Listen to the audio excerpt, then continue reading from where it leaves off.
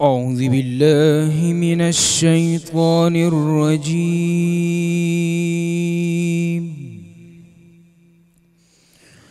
بسم الله الرحمن الرحيم.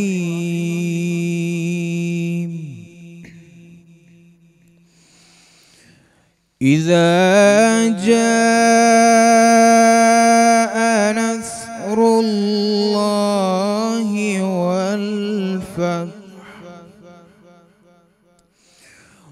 ورأيت الناس يدخلون في دين الله أفواجا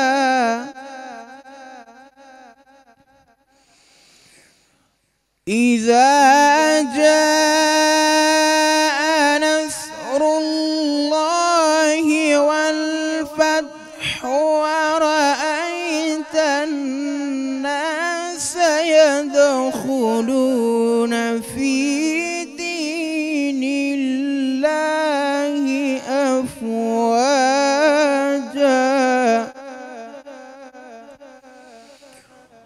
ورأيت الناس يدخلون في دين الله أفواجا فسبح بحمد ربك واستغفره إنه كان توابا. صدق الله العظيम. अस्सलाम वालेकुम जी। रमज़ानुल मुबारक का तीसरा रोज़ा आज हम इफ्तार करने जा रहे हैं। आप तमाम लोगों को मेरी जानिब से, मैं किरण नाज और मेरे साथ फ़हीम मौजूद हैं, हमारी जानिब से रमज़ानुल मुबारक की बहुत बहुत मुबारकबाद। और आज की इफ्तार में सबसे पहले फ़हीम मैं चाहूँगी कि आप ज़रा सा आगाज़ कर लें, फिर हम बताते हैं कि हमारे पास आगे क्या कुछ। नाजरीन, इस वक्त तो ट्रांसमिशन इफ्तार की शुरू हो चुकी है और जारी व सारी है रमज़ान में बोल। इस वक्त हम यहाँ तीसरा रोज़ा इफ्तार करने के लिए मौजूद हैं। तीसरा रोज़ा इफ्तार करने से पहले मैं ये यहाँ पर किरण ज़रूर बताना चाहूँगा कि लोग कहते हैं बस यार 3 रोज़े गुजरे हैं अभी, बस यार 2 रोज़े गुजरे हैं, घबरा जाते हैं जो लोग रोज़ों से। हमारी सोच थोड़ी सी मुख्तलिफ हो गई है जब स्पेशली यहाँ आने के बाद और उलमा कराम की गुफ्तगू सुनने के बाद। तो अब हमारी सोच यह है कि यार बस 27 रोज़े रह गए, जो हासिल करना है कर लीजिए जनाब। मैक्सिमम बस 27 रोज़े रह गए। क्यों किरण? बिल्कुल मैक्सिमम 27 रोज़े रह गए हैं, लेकिन जब बात हासिल करने की हो रही है तो फिर बड़ी तकलीफ़ भी हो रही है। जो कुछ हम देख रहे हैं माशरे में होते हुए, यहाँ पर हम उलमाए कराम के साथ बैठे होते हैं, उनसे गुफ्तगू सुन रहे होते हैं। रमज़ानुल मुबारक की जब बात हो रही होती है कि रमज़ानुल मुबारक में रहमतों का नुज़ूल हो रहा होता है, तो अल्लाह की बरकतों का सैलाब आया हुआ होता है कि हम बहते जाएँ उसके अंदर। लेकिन फिर जब हम बाहर देखते हैं तो बाहर हो ये रहा है कि इस वक्त लॉकडाउन है, लॉकडाउन की वजह से सब कुछ बंद है। लोग इमदाद दे रहे हैं और बहुत सारे लोग उस इमदाद को लेते हैं जो कि हकदार भी नहीं होते और फिर उसके बाद उसे बेच देते हैं और हकदारों का हक मारा जा रहा है। हकदारों का हक मार रहे हैं। ये सब कुछ क्या कर रहे हैं, क्यों कर रहे हैं? उलमा कराम से हम जानेंगे और हम कोशिश करेंगे कि उन लोगों की भी यहाँ से रहनुमाई, हमारे प्लेटफॉर्म से रहनुमाई हो सके जो तमाम लोग इस तरह की हरकतें कर रहे हैं, दानिस्ता कर रहे हैं या नादानिस्ता कर रहे हैं, लेकिन फिर भी जो भी कुछ कर रहे हैं उनको ये बात तो मालूम होगी बहुत अच्छे तरीके से कि ये गुनाह तो वो कर रहे हैं। अगर आप किसी का हक मार जरूर इस बात के ऊपर जो है उठाना जरूरी है बहुत, क्योंकि आपका फर्ज है, आप वहाँ पर जब जाएं तो इस चीज़ को जरूर आप बिल्कुल हम इसको बार बार बात भी कर रहे होते हैं। वो तमाम लोग खुदा का खौफ करें, अल्लाह का खौफ करें। ये जो वक्त इस वक्त रमज़ानुल मुबारक का चल रहा है, जिस तरह से हमें उलमा कराम समझाते हैं, सिखाते हैं, हमारे बुजुर्गों ने हमें सिखाया है कि इस वक्त में आप जो कुछ करते हैं वो आपको दुगना मिलता है, तिगना मिलता है, 70 गुना मिलता है। तो फिर जब आप ये सोचिए कि जब आप आते हैं गुनाहों की जानिब तो फिर इसका भी तो अजर और इसका भी तो गुनाह का भी जो अल्लाह ताला ने रिजल्ट आपको देना वो भी फिर बढ़ के होता है, वो भी मैक्सिमम होता है, मैक्सिमम होगा। ये टॉपिक ऐसे जरूरी था कि इस पर थोड़ी सी लंबी बात करनी थी और उलमा कराम के साथ हम इसे तफसीली डिस्कस करेंगे। अभी हम कौन से सेगमेंट की तरफ? अभी हम सेगमेंट तोल के बोल और उसके मेहमान जो है वो हमारे साथ मौजूद हैं माशाल्लाह, हमारे जजेस साहिबान। हुए हमारे मुदस्सिर इकबाल भाई और राहिल अख्तर भाई यहाँ पर मौजूद हैं। अस्सलाम वालेकुम। वालेकुम अस्सलाम। बहुत बहुत मुबारक हो आप लोगों को, तीसरा रोज़ा आज हम इफ्तार करने जा रहे हैं, खैरियत के साथ कर रहे हैं, तो इस बात की मुबारकबाद आप लोगों को पेश कर देते हैं। कैसे तासुरात चल रहे हैं, हमारे डिबेटर कैसे लगे? बहुत अच्छा। डिबेटर्स के तो मैं राहिल को कल कह रहा था कि भाई कहाँ से ये लौट आ रही है कि इतने अच्छे स्पीकर्स 2 दिन में, और आज भी उम्मीद करते हैं कि आज तीसरा दिन है तो अच्छे स्पीकर्स मिलने को। और सबसे बड़ी बात है जब ये तकरीर जब हम सोशल मीडिया पे शेयर हो रही है, उसके नीचे कमेंट्स पढ़कर आपको ज़्यादा अंदाजा होता है। तो समझ लीजिए कि ये बोल नेटवर्क इस वक्त आपको मुस्तकबिल के एंकर्स बनाकर दे रहा है। यहाँ पर ये एंकर्स बैठे हुए हैं सामने, तो ये फिर मुस्तकबिल के एंकर्स ही होंगे जो हमारे सामने पोडियम पर आ रहे होते हैं, क्योंकि और चैनल्स पे भी इस तरह के कंपटीशन चल रहे हैं। तो इस वक्त बात ये हो रही है कि जो यहाँ पर हमारे पास पार्टिसिपेंट आ रहे हैं बहुत तैयार और बड़ी तैयारी के साथ आ रहे हैं, तो ये भी एक मवाजना वहाँ भी इस वक्त चल रहा है। साहब कच्चे आ रहे हैं, कच्चे आ रहे हैं, हमारे पास पक्के आ रहे हैं। इतना वक्त आपको मिल जाता होगा ना कि आप चैनल सर्च करके देख लें। हम तो सुबह भी यहाँ होते हैं, शाम भी यहाँ होते हैं, सहर भी यही होती है, इफ्तार भी यहाँ होती है, वक्त ही नहीं मिलता, पता ही नहीं होता कौन क्या कर रहा है। अल्हम्दुलिल्लाह हम तो सिर्फ अपने कंटेंट पर तवज्जो दे रहे हैं। अच्छा जी, मुगल असफर रहीम साहब इस वक्त साथ मौजूद हैं। पहले हमारे कंटेस्टेंट होंगे, SM government arts and commerce college से इनका ताल्लुक है, और फिर मैं अपनी तमाम टीम से कहूंगी कि इनके लिए जरा इनके कॉन्फिडेंस को और इनको बैकअप करने के लिए क्लैपिंग कर दें जी, और फिर आगाज कीजिए। टाइम शुरू हो चुका है इनका। आज का टॉपिक जो है वो उठो के झुका दो किसी यजीद का सर। भाई वाह, बहुत ही खूबसूरत टॉपिक है जनाब, बिस्मिल्लाह कीजिए। रिवायतें तो दोहराए जाने की मोहताज होती हैं सदर आली वकार, बताया था, बस कहानियों में किरदार बदल जाते हैं कि शहजादा हरम हमेशा शाम का सफ़र तय नहीं करता, कि जब यजीद वक्त अना रब्बुकुमुल आला का ऐलान कर दे, कि जब अतश अतश की सदाएं फुरात से अफ़गान हिजरत करके आज़ादी आज़ादी में बदल जाएं, कि जब सकीना की चादर गजनवी के शहर में हुसैनियों का शिकस्ता अलम बन जाए, कि जब 101 हुफ़ाज़ अब्रे बारूद में रस्म अली असगर अदा करें और अब्बास का काटा हुआ बाजू शहर कंदोज में आ गिरे, कि जब मगरिबी कूफियों की गैरत की अस्तियाँ अफ़गानी अशकों में बहा दी जाएं, तो शहजादा हरम साहिल फुरात पर नहीं बल्कि हिंदुकश के पहाड़ों में रस्म हुसैनी अदा करता है। वजाहिदू फिल्लाह की तफसीर में छुपे उफक के राज धरती के सीने पर आवेजा करता है और कसम खा लेता है कि सरे यजीद झुकाऊंगा बरसरे मैदान, कि मेरी कुर्बानी पर कूफियों को भी वाह कहनी पड़ेगी। ममता की दुआएं करूंगा इतनी बुलंद कि दिल के टुकड़ों को शहादत की दुआ देनी पड़ेगी। मैं इस अर्ज़े पाक से ऐसे शहीद उठाऊंगा कि उनके मदफन को ज़मीने करबला देनी पड़ेगी।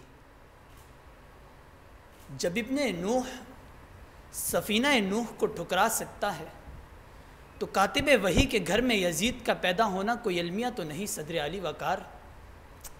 सवाल तो यह है कि जब लबे हुसैन पर विरदे वही रोकने वाला यजीद कहलाता है, तो असलम शेखुपुरी का कातिल यजीद क्यों नहीं कहलाता? नवासा रसूल को बातिल कहने वाला यजीद कहलाता है, तो दस्तारे रसूल को टेररिस्ट कहने वाला यजीद क्यों नहीं कहलाता? सदर अली वकार, सवाल तो यह है कि जब हुसैन को शहीद करने वाला यजीद कहलाता है, तो उलमा को शहीद करने वाला यजीद क्यों नहीं कहलाता? दुख्तर अली को या दरबार यजीद में पेश करने वाले गुलाम यजीद कहलाते हैं, तो वतन की बेटियों को मगरिबी तहजीब की आग में झोंकने वाले यजीद क्यों नहीं कहलाते? कि बस सदर अली वकार, अब तिलावत कुरान नेज़े की यनियों पर नहीं फारूक के लबों पर है, कि फिर कोई इब्ने खताब बैतुल्लाह की छत पर वक्त के अजीतों को खिताब दे कि किसी फिरौन को मुश्किल कुशा कह दूं, ये मुश्किल है। किसी दज्जाल को हाजत रवा कह दूं, ये मुश्किल है। मुझे जंजीर पहना दो। आपका टाइम खत्म हो गया है, जितना आपने किया है, और इसके याद रखिएगा, बहुत बहुत शुक्रिया आप लोगों का, लेकिन ये याद रखिएगा कि अगर आपका टाइम, हाँ, हौसला अफजाई होनी चाहिए। टीम आप लोग फिर देखें, क्लैपिंग कर दें इनके लिए, लेकिन ये बात याद रखिएगा कि अगर आप टाइम से ऊपर जाते हैं तो नेगेटिव मार्किंग होगी। अबीहा जैदी आ जाइए जी, इनका ताल्लुक, और ये अपना ताल्लुक भी खुद हमें बताएंगी आके। अच्छा, ये जी जी जी गवर्नमेंट कॉलेज ऑफ वुमेन से, गवर्नमेंट कॉलेज फॉर वुमेन से आपका ताल्लुक है। नबिया का इनका टाइम शुरू हो चुका है, चलिए जी स्टार्ट कीजिए। मेरी आंखों के सामने करबला का तपता हुआ मैदान है। रसूल का नवासा हुसैन इब्ने अली करबला में तन्हा है। गंजे शहीदा 71 लाशों से भरा हुआ है कि अब एक जानिब हक व सदाकत का पैकर तो दूसरी जानिब मकरो फरेब का लश्कर है। एक जानिब तीर सहने वाला तो दूसरी जानिब तीर चलाने वाला है। एक जानिब अमन कायम करने वाला तो दूसरी जानिब जुल्म ढाने वाला है। एक जानिब हुसैन जिंदाबाद तो दूसरी जानिब यजीद मुर्दाबाद है कि सदर अली वक़ार हुसैन इब्ने अली करबल की सरजमीन पर सजदा शुक्र अदा करते हैं। जुल्म की शमशीर चलती है, सरे हुसैन नोके नेज़ा पर बुलंद होता है और रहती दुनिया तक हक की आवाज़ उठाने वाले हर शख्स को ये पैगाम देता है कि जब हर सू बातिल फैलाने लगे शर, उठो के झुका दो किसी यजीद का सर। कि सदर अली वक़ार आज जब सरहद पे मौजूद एक एक फौजी जवान और उसके जिस्मों से बहते हुए खून का एक एक कतरा और उसकी ज़बान पर जारी कलमा हक की सदा पुकार पुकार कर कहती है, उठो के झुका दो किसी यजीद का सर। कि सदर अली वक़ार फ़लस्तीन में जालिम की आंखों में आंखें डालकर हक के लिए आवाज़ बुलंद करने वाले एक एक मुजाहिद का लहू टपक कर कहता है, उठो के झुका दो किसी यजीद का सर। कि सदर अली वक़ार आज के इस पुराशोभ दौर में कि जब फ़िरक़ावारियत को आग लगाई जाती है, जनाबे वाला वहीं कोई मौलाना तारिक जमील और कोई शहंशाह हुसैन नकवी बनकर इस आग को गुलजार बनाते हैं और फिर वक्त के फ़िरौन के सामने दुनिया को ये दर्ज देते हैं, उठो के झुका दो किसी यजीद का सर। कि सदर अली वक़ार फिर मेरी आंखों के सामने कश्मीर का वो मंजर है कि जब बुरहान वानी को हक की आवाज़ बुलंद करने पर शहीद किया जाता है, सदर अली वक़ार उसका लहू पुकार पुकार कर कहता है, उठो के झुका दो किसी यजीद का सर। कि सदर अली वक़ार फिर मेरी आंखों के सामने इराक का वो मंजर है कि जहाँ शहीद बाकर सदर और उनकी बहन शहीद बिनतुल हुदा को कैद किया जाता है, हक की आवाज़ बुलंद करने पर शहीद किया जाता है। सदर अली वक़ार उनकी रूहें पुकारती हैं, उठो के झुका दो किसी यजीद का सर। कि सदर अली वक़ार फिर मेरी आंखों के सामने वो मंजर है कि जब बादे रसूल जनाब फातिमा ज़हरा अपने बाबा के दीन के प्रचार के लिए आगे बढ़ती हैं और बातिल के सामने आवाज़ बुलंद करती हैं कि उठो के झुका दो किसी यजीद का सर। तो चलो हुसैन की तकलीफ भी करे कोई कि सिर्फ सोग मनाने से कुछ नहीं होगा, उठो कि हम भी झुका दें किसी यजीद का सर कि सिर्फ लहू के अश्क में कुछ नहीं होगा। बहुत खूब जी, बहुत खूब। और ये तो मेरी तरफ से आपके लिए बहुत खूब। अभी आप तशरीफ रखिए प्लीज। टॉपिक को बड़े जबरदस्त तरीके से यूज किया, बाकी जजेस जो है वो फैसला करेंगे। 18 सेकंड पहले ही इन्होंने अपनी पूरी स्पीच को, अपनी पूरी बात को कंटेंट के साथ खत्म भी कर दिया। Mohammad Uwais Ashraf Dawood university of engineering and technology से इनका ताल्लुक है। पहला बजर आपके लिए बजेगा, 30 सेकंड फिर आपके पास रह जाएंगे, ठीक है? तो उस हिसाब से जो है वो आप कंक्लूड कीजिएगा। तैयार है? बिस्मिल्लाह कीजिए। रात की तारीकी में बहते हुए आंसुओं से 62 साला हुसैन माँ की कब्र पर पहुंचा। अम्मा जान, अलविदा कहने आया हूँ, मदीना छोड़कर जा रहा हूँ। कब्र से आवाज़ आई, ए नूरे ऐन, करबला में तो मौत का साया है, क्या जाना ज़रूरी है? हुसैन ने जवाब दिया, अम्मा जान, वक्त का यजीद मैं नफसानी में गर्क बहरे जुल्मात को जोश दिला रहा है कि क़याम ज़रूरी है। बेटा, जवानों का लाशा उठाना पड़ेगा। अम्मा, आज हुसैन लाशें उठाएगा कि घर घर से लाशें ना उठें। आज सकीना तमाचे खाएगी कि कल किसी यतीम बच्ची को तमाचे ना पड़ें। कि हुसैन निकला है क़याम के लिए मदीने से करबल की जानिब। हुसैन का हर बढ़ता कदम रूह इंसानी से बस यही कह रहा था कि जब जुल्म अपनी हुदूद से बाहर आ जाए, जब ज़मीर फरोशी आम हो जाए, तो उठो, क़याम करो कि मिटा दो उसी यजीद का शर। उठो कि झुका दो किसी यजीद का सर। कि सदर ज़ी वक़ार तारीख़ के रोशन और आग के ताबनाक अबवाब में इन आँखों ने ईरान के शहीद कासिम सुलेमानी को लहू बहाते देखा, कहीं कश्मीर के बुरहान वानी को जान लुटाते देखा, बगावत के नाम पर नाइजीरिया के शेख ज़कज़की को बेटों का लाशा उठाते देखा। मैंने फ़लस्तीन के माजूर सबेरा लश्कर को दुश्मन को भगाते देखा। अरे 3 साला शामी बच्चे को खुदा को सब बताते देखा, दुनिया को ये समझाते देखा कि झुका दो किसी यजीद का सर।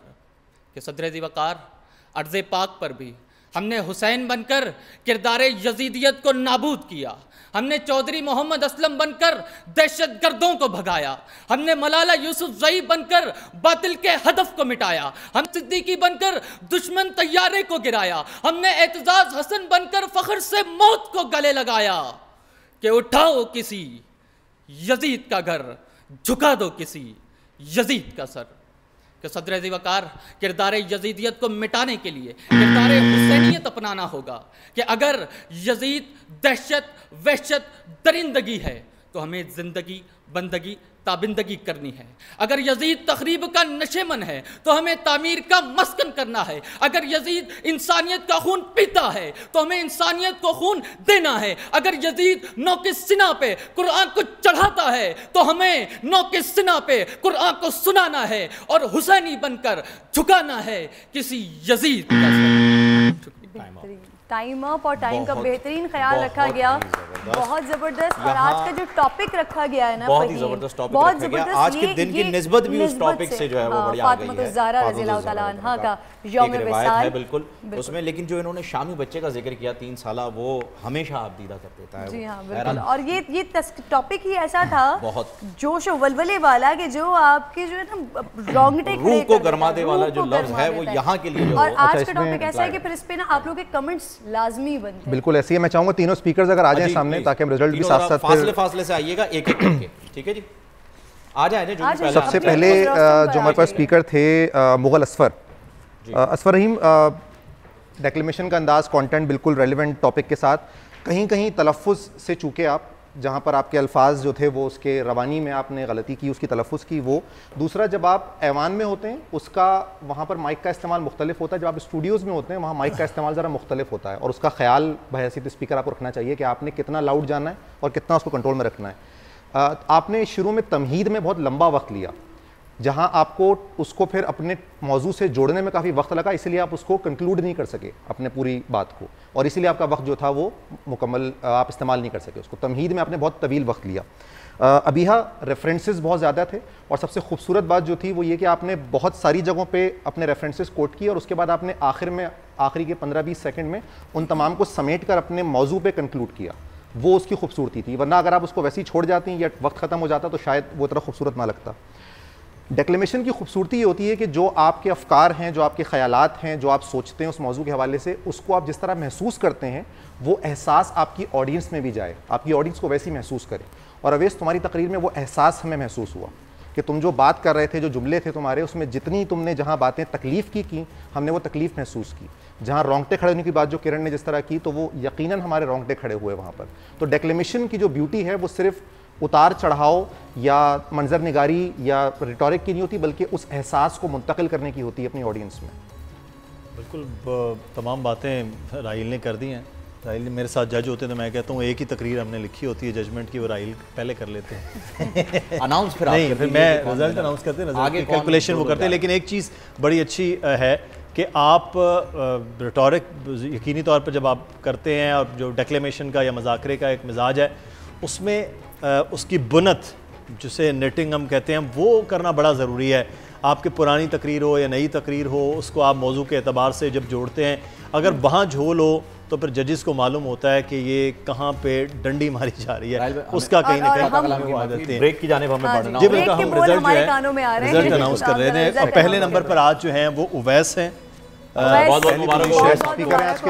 स्पीकर, और अबीहा की दूसरी पोजीशन है और तीसरी पोजीशन जो है वो मुगल असफर और अवैस मुबारक को आप सेकंड राउंड में जा रहे हैं। मुगल असफर आपने बड़ी मेहनत करनी है, आपको बहुत बहुत मुबारक हो हमारी तरफ से आगे बढ़ने के लिए। और अगर ये फैसला मैंने करना होता तो मेरा फैसला यकीनन पहली पोजीशन अबीहा के साथ जाती। Abiha thank you very much. आगे बढ़ रहे हैं। एक छोटा सा हमने ब्रेक लेना है, ब्रेक के बाद हमने वापस आना है और वापस आकर आलिम के बोल के जाने पर हम जाएंगे। आप दोनों का बेहद शुक्रिया, कल आप लोगों से मुलाकात होगी। ब्रेक लीजिए, वापस आते हैं।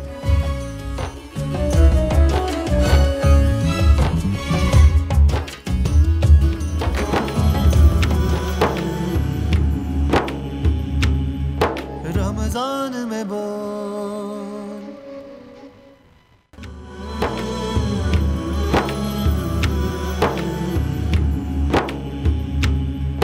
रमजान में बोल,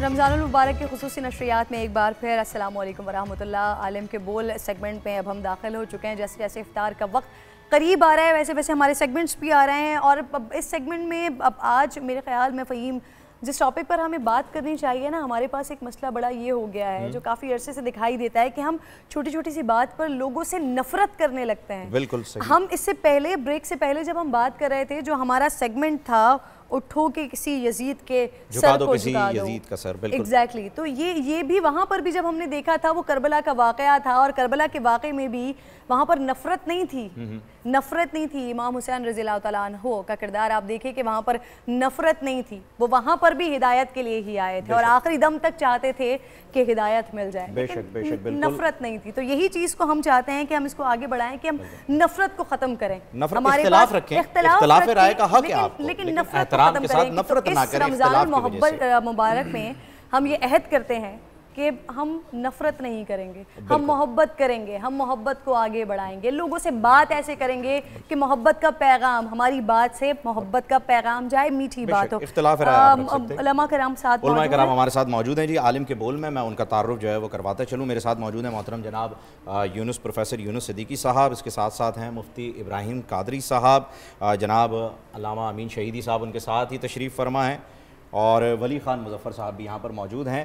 किरण, मैं आपसे कता कलामी की माफ़ी चाहूँगा, मैं जानता हूँ सवाल आपने करना है, लेकिन मेरे पास आपने जो ये टॉपिक अभी छेड़ा है कि हम नफरत ना करें, इख्तिलाफ राय रखें, इससे रिलेटेड एक सवाल मेरे जहन में भी तारुफ कराते हुए आ गया। तो ये इस वक्त एक सोशल मीडिया पर कैंपेन चल रही है एक शख्सियत के ख़िलाफ़, जो कि हैं जनाब मौलाना तारिक जमील साहब, ठीक है जी। तो उनसे बड़े ही एक नफ़रत आमेज़ जो है उनके ख़िलाफ़ ट्वीट्स आ रहे हैं, मीम बन रहे हैं कि उन्होंने मीडिया के लोगों को कुछ कह दिया। बहैसियत एंकर, आप खुद माशाल्लाह से बहुत सीनियर एंकर हैं मीडिया की, तो मेरी इस बात से आप भी एग्री करेंगी कि वो इस किस्म की ऐसी कंट्रोवर्शियल शख्सियत नहीं है। और आप यकीन जानिए कि इस बात को करने का मकसद भी यही था कि आगे मैं इसी तरफ लेके जाऊं। अच्छा, मुझे ऐसा लगा कि शायद ये जो है, बहरहाल हम दोनों के दिल में उनके लिए इज्जत और एहतराम है। मैं जानता हूं कि हमारे जो यहाँ पर उलमा कराम बैठे हैं वो तमाम उलमा दीन के लिए मोहब्बत भी है, एहतराम भी। बेशक। तो अल्लामा साहब, आपसे गुफ्तगू का आगाज़ करूँगा कि ये जो चल रहा है, ये सारा सिस्टम जो इस वक्त एक कैंपेन चलाई जा रही है एक शख्सियत के ख़िलाफ़, ये क्यों इतनी नफरत क्यों भर गई है लोगों में? बिस्मिल्लाहिर्रहमानिर्रहीम। देखिए, आपने गुफ्तगू का आगाज़ मोहब्बत से किया है।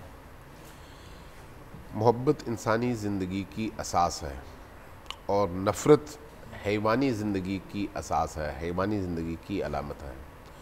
इंसानों को मोहब्बत के लिए ही भेजा गया है और तमाम अनबिया मोहब्बत का पैगाम लेकर आए हैं, और तमाम इलाही किताबों में सबसे ज़्यादा ज़ोर इसी पर दिया गया है कि अल्लाह की मखलूक को अल्लाह की निगाह से देखो। अब अगर थोड़ा सा आप गौर कर लें, आप महसूस करेंगे कि अगर अल्लाह ने हमारी तरह से हमारे साथ बिहेव करना शुरू कर दिया तो हम शायद एक लम्हे के लिए भी अपना वजूद कायम न रख सकें। हम देखते हैं कि तमाम तर हमारी मुखालफतों के बावजूद, बगावत के बावजूद, अदावत के बावजूद अल्लाह से, अल्लाह के अहकाम को पामाल करने के बावजूद, वो एक लम्हे के लिए भी हमसे अपना फैज़ कम नहीं करता। सुभान। तो ये अल्लाह की वो खुसूसियत है, वो शान है जिसके तहत वो हमसे कहता है जब मैं तुम्हारे साथ ऐसे करता हूँ तो तुम मेरे बंदों के साथ भी इसी तरह का रवैया अपनाओ। अब इसके ज़िम्न में आपने चूँकि जनाब मौलाना तारिक जमील साहब का नाम लिया। तारिक जमील साहब इस हमारी मासर तारीख़ में भी और पाकिस्तान की सरज़मीन में भी माशाल्लाह बहुत कदावर शख्सियत है, और उनका एहतराम हर मकतबी फ़िक्र में है, और उनका जो पैगाम है वो मोहब्बत का पैगाम ही है। इसलिए उनके इस पैगाम से किसी को इख्तलाफ नहीं है। जब वो गुफ्तगू भी करते हैं तो उनके मुखालिफिन भी जब गुफ्तगू सुनते हैं तो उनसे इख्तलाफ राय नहीं करते। उसकी वजह यह है कि उनकी गुफ्तगू में मतानत भी होती है, मोहब्बत भी होती है और इंसान की तकरीम का पहलू भी होता है, तौहीन के पहलू से वो हमेशा इज्तनाब करते हैं। अब गुज़श्ता दिनों जो उन्होंने गुफ्तगू फरमाई है या दुआ फरमाई, और दुआ के दौरान अगर उन्होंने ये कहा कि हमारे मीडिया में झूठ बोला जाता है, तो इस पर हमें बजाय इसके कि उनको निशाना हम बनाते, गौर करना चाहिए था कि क्या वाकई हम झूठ बोलते हैं या नहीं बोलते। तो अगर पाकिस्तान के अंदर मीडिया ने हकीकी मानों में सच बोलना शुरू कर दिया तो पाकिस्तान की आने वाली नस्लों की तरबियत हो सकती है। लेकिन इस वक्त जो है हम जो कुछ माशरे के अंदर पेश करते हैं उसका अगर हम बगौर जायज़ा लें तो मैं ये नहीं कहता कि हर मीडिया पर्सन गलत है, नहीं, ऐसा नहीं है। हाँ, जहाँ पर खैर का पहलू होता है वहाँ पर शर के हामिल लोग भी होते हैं, ठीक है। लेकिन बहरहाल इसमें तो कोई शक नहीं है ना कि पाकिस्तान के अंदर इस वक्त भी अगर आपको सुकून चाहिए तो आप मीडिया से दूर रहें। ये हर एक ये कहता है, चाहे वो खुद मीडिया पर्सन ही क्यों ना हो, ठीक है। तो एक ऐसी फ़ज़ा में अगर उन्होंने ये कहा कि चूँकि झूठ बोला जाता है उसकी वजह से अल्लाह नाराज़ होता है, तो बात में गलती तो कहीं नहीं है, बात दुरुस्त है। अब अगर फ़र्ज़ करें किसी ने अपने दिल पे ले लिया तो उसको चाहिए ये देखे कि क्या वाकई उसकी ज़िंदगी में, मीडिया की ज़िंदगी में झूठ है या नहीं है। अगर नहीं है तो ये उसका और अल्लाह का मामला है, अगर है तो वो तौबा करे और अपने उस अमल से तायब होकर बाहर आए, न इनके आप निशाना बनाना शुरू कर दें मौलाना तारिक जमील साहब को। अगर आपको आईना दिखाया जा रहा है, आप कुरान खोल कर देख लें, कुरान के आईने में शायद हम में से बहुत सारे उलमा भी बेलिबास हो जाएं। सच्ची बात यह है, कुरान के आईने में अगर देखा जाए, चूँकि कुरान बहुत सारे हवालों से जब निशानदेही करता है, हम अपने आप को कुरान के उन मेयारात के मुताबिक तोलना शुरू कर देते हैं तो देखते हैं कि हम कहीं के नहीं रहे। तो ये एक हकीकत है, गुनाह हर इंसान करता है, गलती हर इंसान से होती है। अब अगर किसी ने निशानदेही कर दी तो बजाय इसके कि आप आईने को तोड़ें, आप अपने आप को साफ करें। अपने आप को साफ करेंगे तो आईना आपको आपका साफ और शफाफ चेहरा दिखाएगा, लेकिन आईने को तोड़कर आप अपने चेहरे को साफ नहीं कर सकते। और फिर वही बात आ जाती है, वो मोहब्बत की बात आ जाती है ना, कि जब आपके अंदर से ये नफरत का एलिमेंट ही खत्म हो जाएगा और जब आप हर इंसान से, वो चाहे आपका दोस्त हो, चाहे दुश्मन हो, चाहे मजहब का हो, चाहे गैर मजहब का हो, आप इंसान को इंसान समझकर अगर उससे मोहब्बत करेंगे तो फिर तो मुझे लगता है कि अगर हमारे अंदर ये जज्बा पैदा हो गया मुफ्ती साहब, तो ये जो कौमियत का मसला है, ये जो फ़िरक़ों का मसला है, ये तो सभी कुछ ख़त्म हो जाएगा। बिल्कुल, ये बहुत आसानी से इसकी वजह ये तो नहीं है कि ये ख़त्म ही नहीं होने देना चाह रहे, इस वजह से ये चल रहा हो। जैसे अल्लामा साहब ने फरमाया, हकीकत ये है कि लोग जो है ना, बजाय ये कि अपने अंदर जो ऐब है वो ख़त्म कर दें, आईने तोड़ देते हैं। बिल्कुल, वो कहते हैं ना कि क्या पूछते हो मेरे कारोबार का, आईने बेचता हूँ अंधों के शहर में। तो यहाँ तो ये मामला है कि भाई लोग यहाँ अंधे, जो तारिक जमील साहब आईने बेच रहा है अंधों के शहर में। तो मौलाना तारिक जमील साहब और ये जो मीडिया के दरमियान कुछ बातें या कुछ कहना चाहिए कि बदगुमानियाँ वो इस तरह हुई कि उन्होंने जो कुछ फरमाया कि भाई सच बोलना चाहिए। बिल्कुल। तो कभी भी जब आप किसी भी बच्चे को भी अगर आप कहेंगे कि आपके अंदर ये खामी है तो वो बड़ा अफरोख्ता हो जाता है, नाराज़ हो जाता है। उम्मन होता है ऐसा, ये जिसमें खामी हो वही ज़रा नाराज़ हो जाता है, क्योंकि मीडिया तो हम भी हैं, तो माशाल्लाह से अपना प्रोग्राम करते हैं। बिल्कुल, हम सब मीडिया है। हकीकत ये है, जो मौलवी है ना, मौलवी हम लोग सब इस्लामी मीडिया है। बेशक आप जो है ना एक मीडिया के एक और डगर पे आप खड़े हैं, हम मीडिया के एक और डगर, हमारे वाले को मेंबर कहा जाता है, आप वाले को चैनल कहा जाता है। सही, बड़े खूबसूरत तरीके से एक्सप्लेन कर दिया। मीडिया वाले तो हम सब हैं। मसला ये है कि वहाँ झूठ नहीं बोलना चाहिए। अगर नहीं बोला जाता तो बहुत अच्छी बात है, और अगर बोला जाता है तो यहाँ झूठ बोलना उसका नुकसान बहुत बड़ा है, क्योंकि यहाँ से रहनुमाई की जाती है। तो झूठ से कैसे रहनुमाई होगी? सोया हुए को कैसे जगा सकता है? खुफ्ता कै को नत बेदार। एक झूठा किसी सच्चे रास्ते पे चलने वाले के कैसे रहनुमाई कर सकता है? तो ये उन्होंने बिल्कुल सही फरमाया है। लेकिन बहरहाल जिस अंदाज में इन्होंने फिर उनको बुलाया और उनसे माफ़ी मंगवाई और उन्होंने माफ़ी मांगे भी, मैं समझता हूँ ये भी उनका बड़ापन भी है। और अगर मैं होता मैं भी यही करता। मैं भी यही करता कि ठीक है भाई माफ़ कर दो। वो जो बर्दाश्त खत्म हो गई है हाँ, लोगों ये में, बर्दाश्त वो खत्म क्या हो है? गई मतलब हम चाह रहे हैं कि वो, हमें मालूम है वो कितनी बड़ी और कितनी मोतबर शख्सियत हैं तारिक जमील साहब माशाल्लाह से, और तमाम लोग इस बात से इत्तफाक करते हैं। मसला ये है कि जो लोगों में बर्दाश्त खत्म हो रही है, इख्तिलाफ राय को पेश करने की जगह नफरत आ रही है। मुफ्ती साहब, ये क्या वजह है? बिस्मिल्लाहिर्रहमानिर्रहीम। देखिए, मोहब्बत की भी हकीकत है और नफ़रत की भी एक हकीकत है। बाज़ जगहों पर मोहब्बत होनी चाहिए और बाज़ जगहों पर नफ़रत भी होनी चाहिए।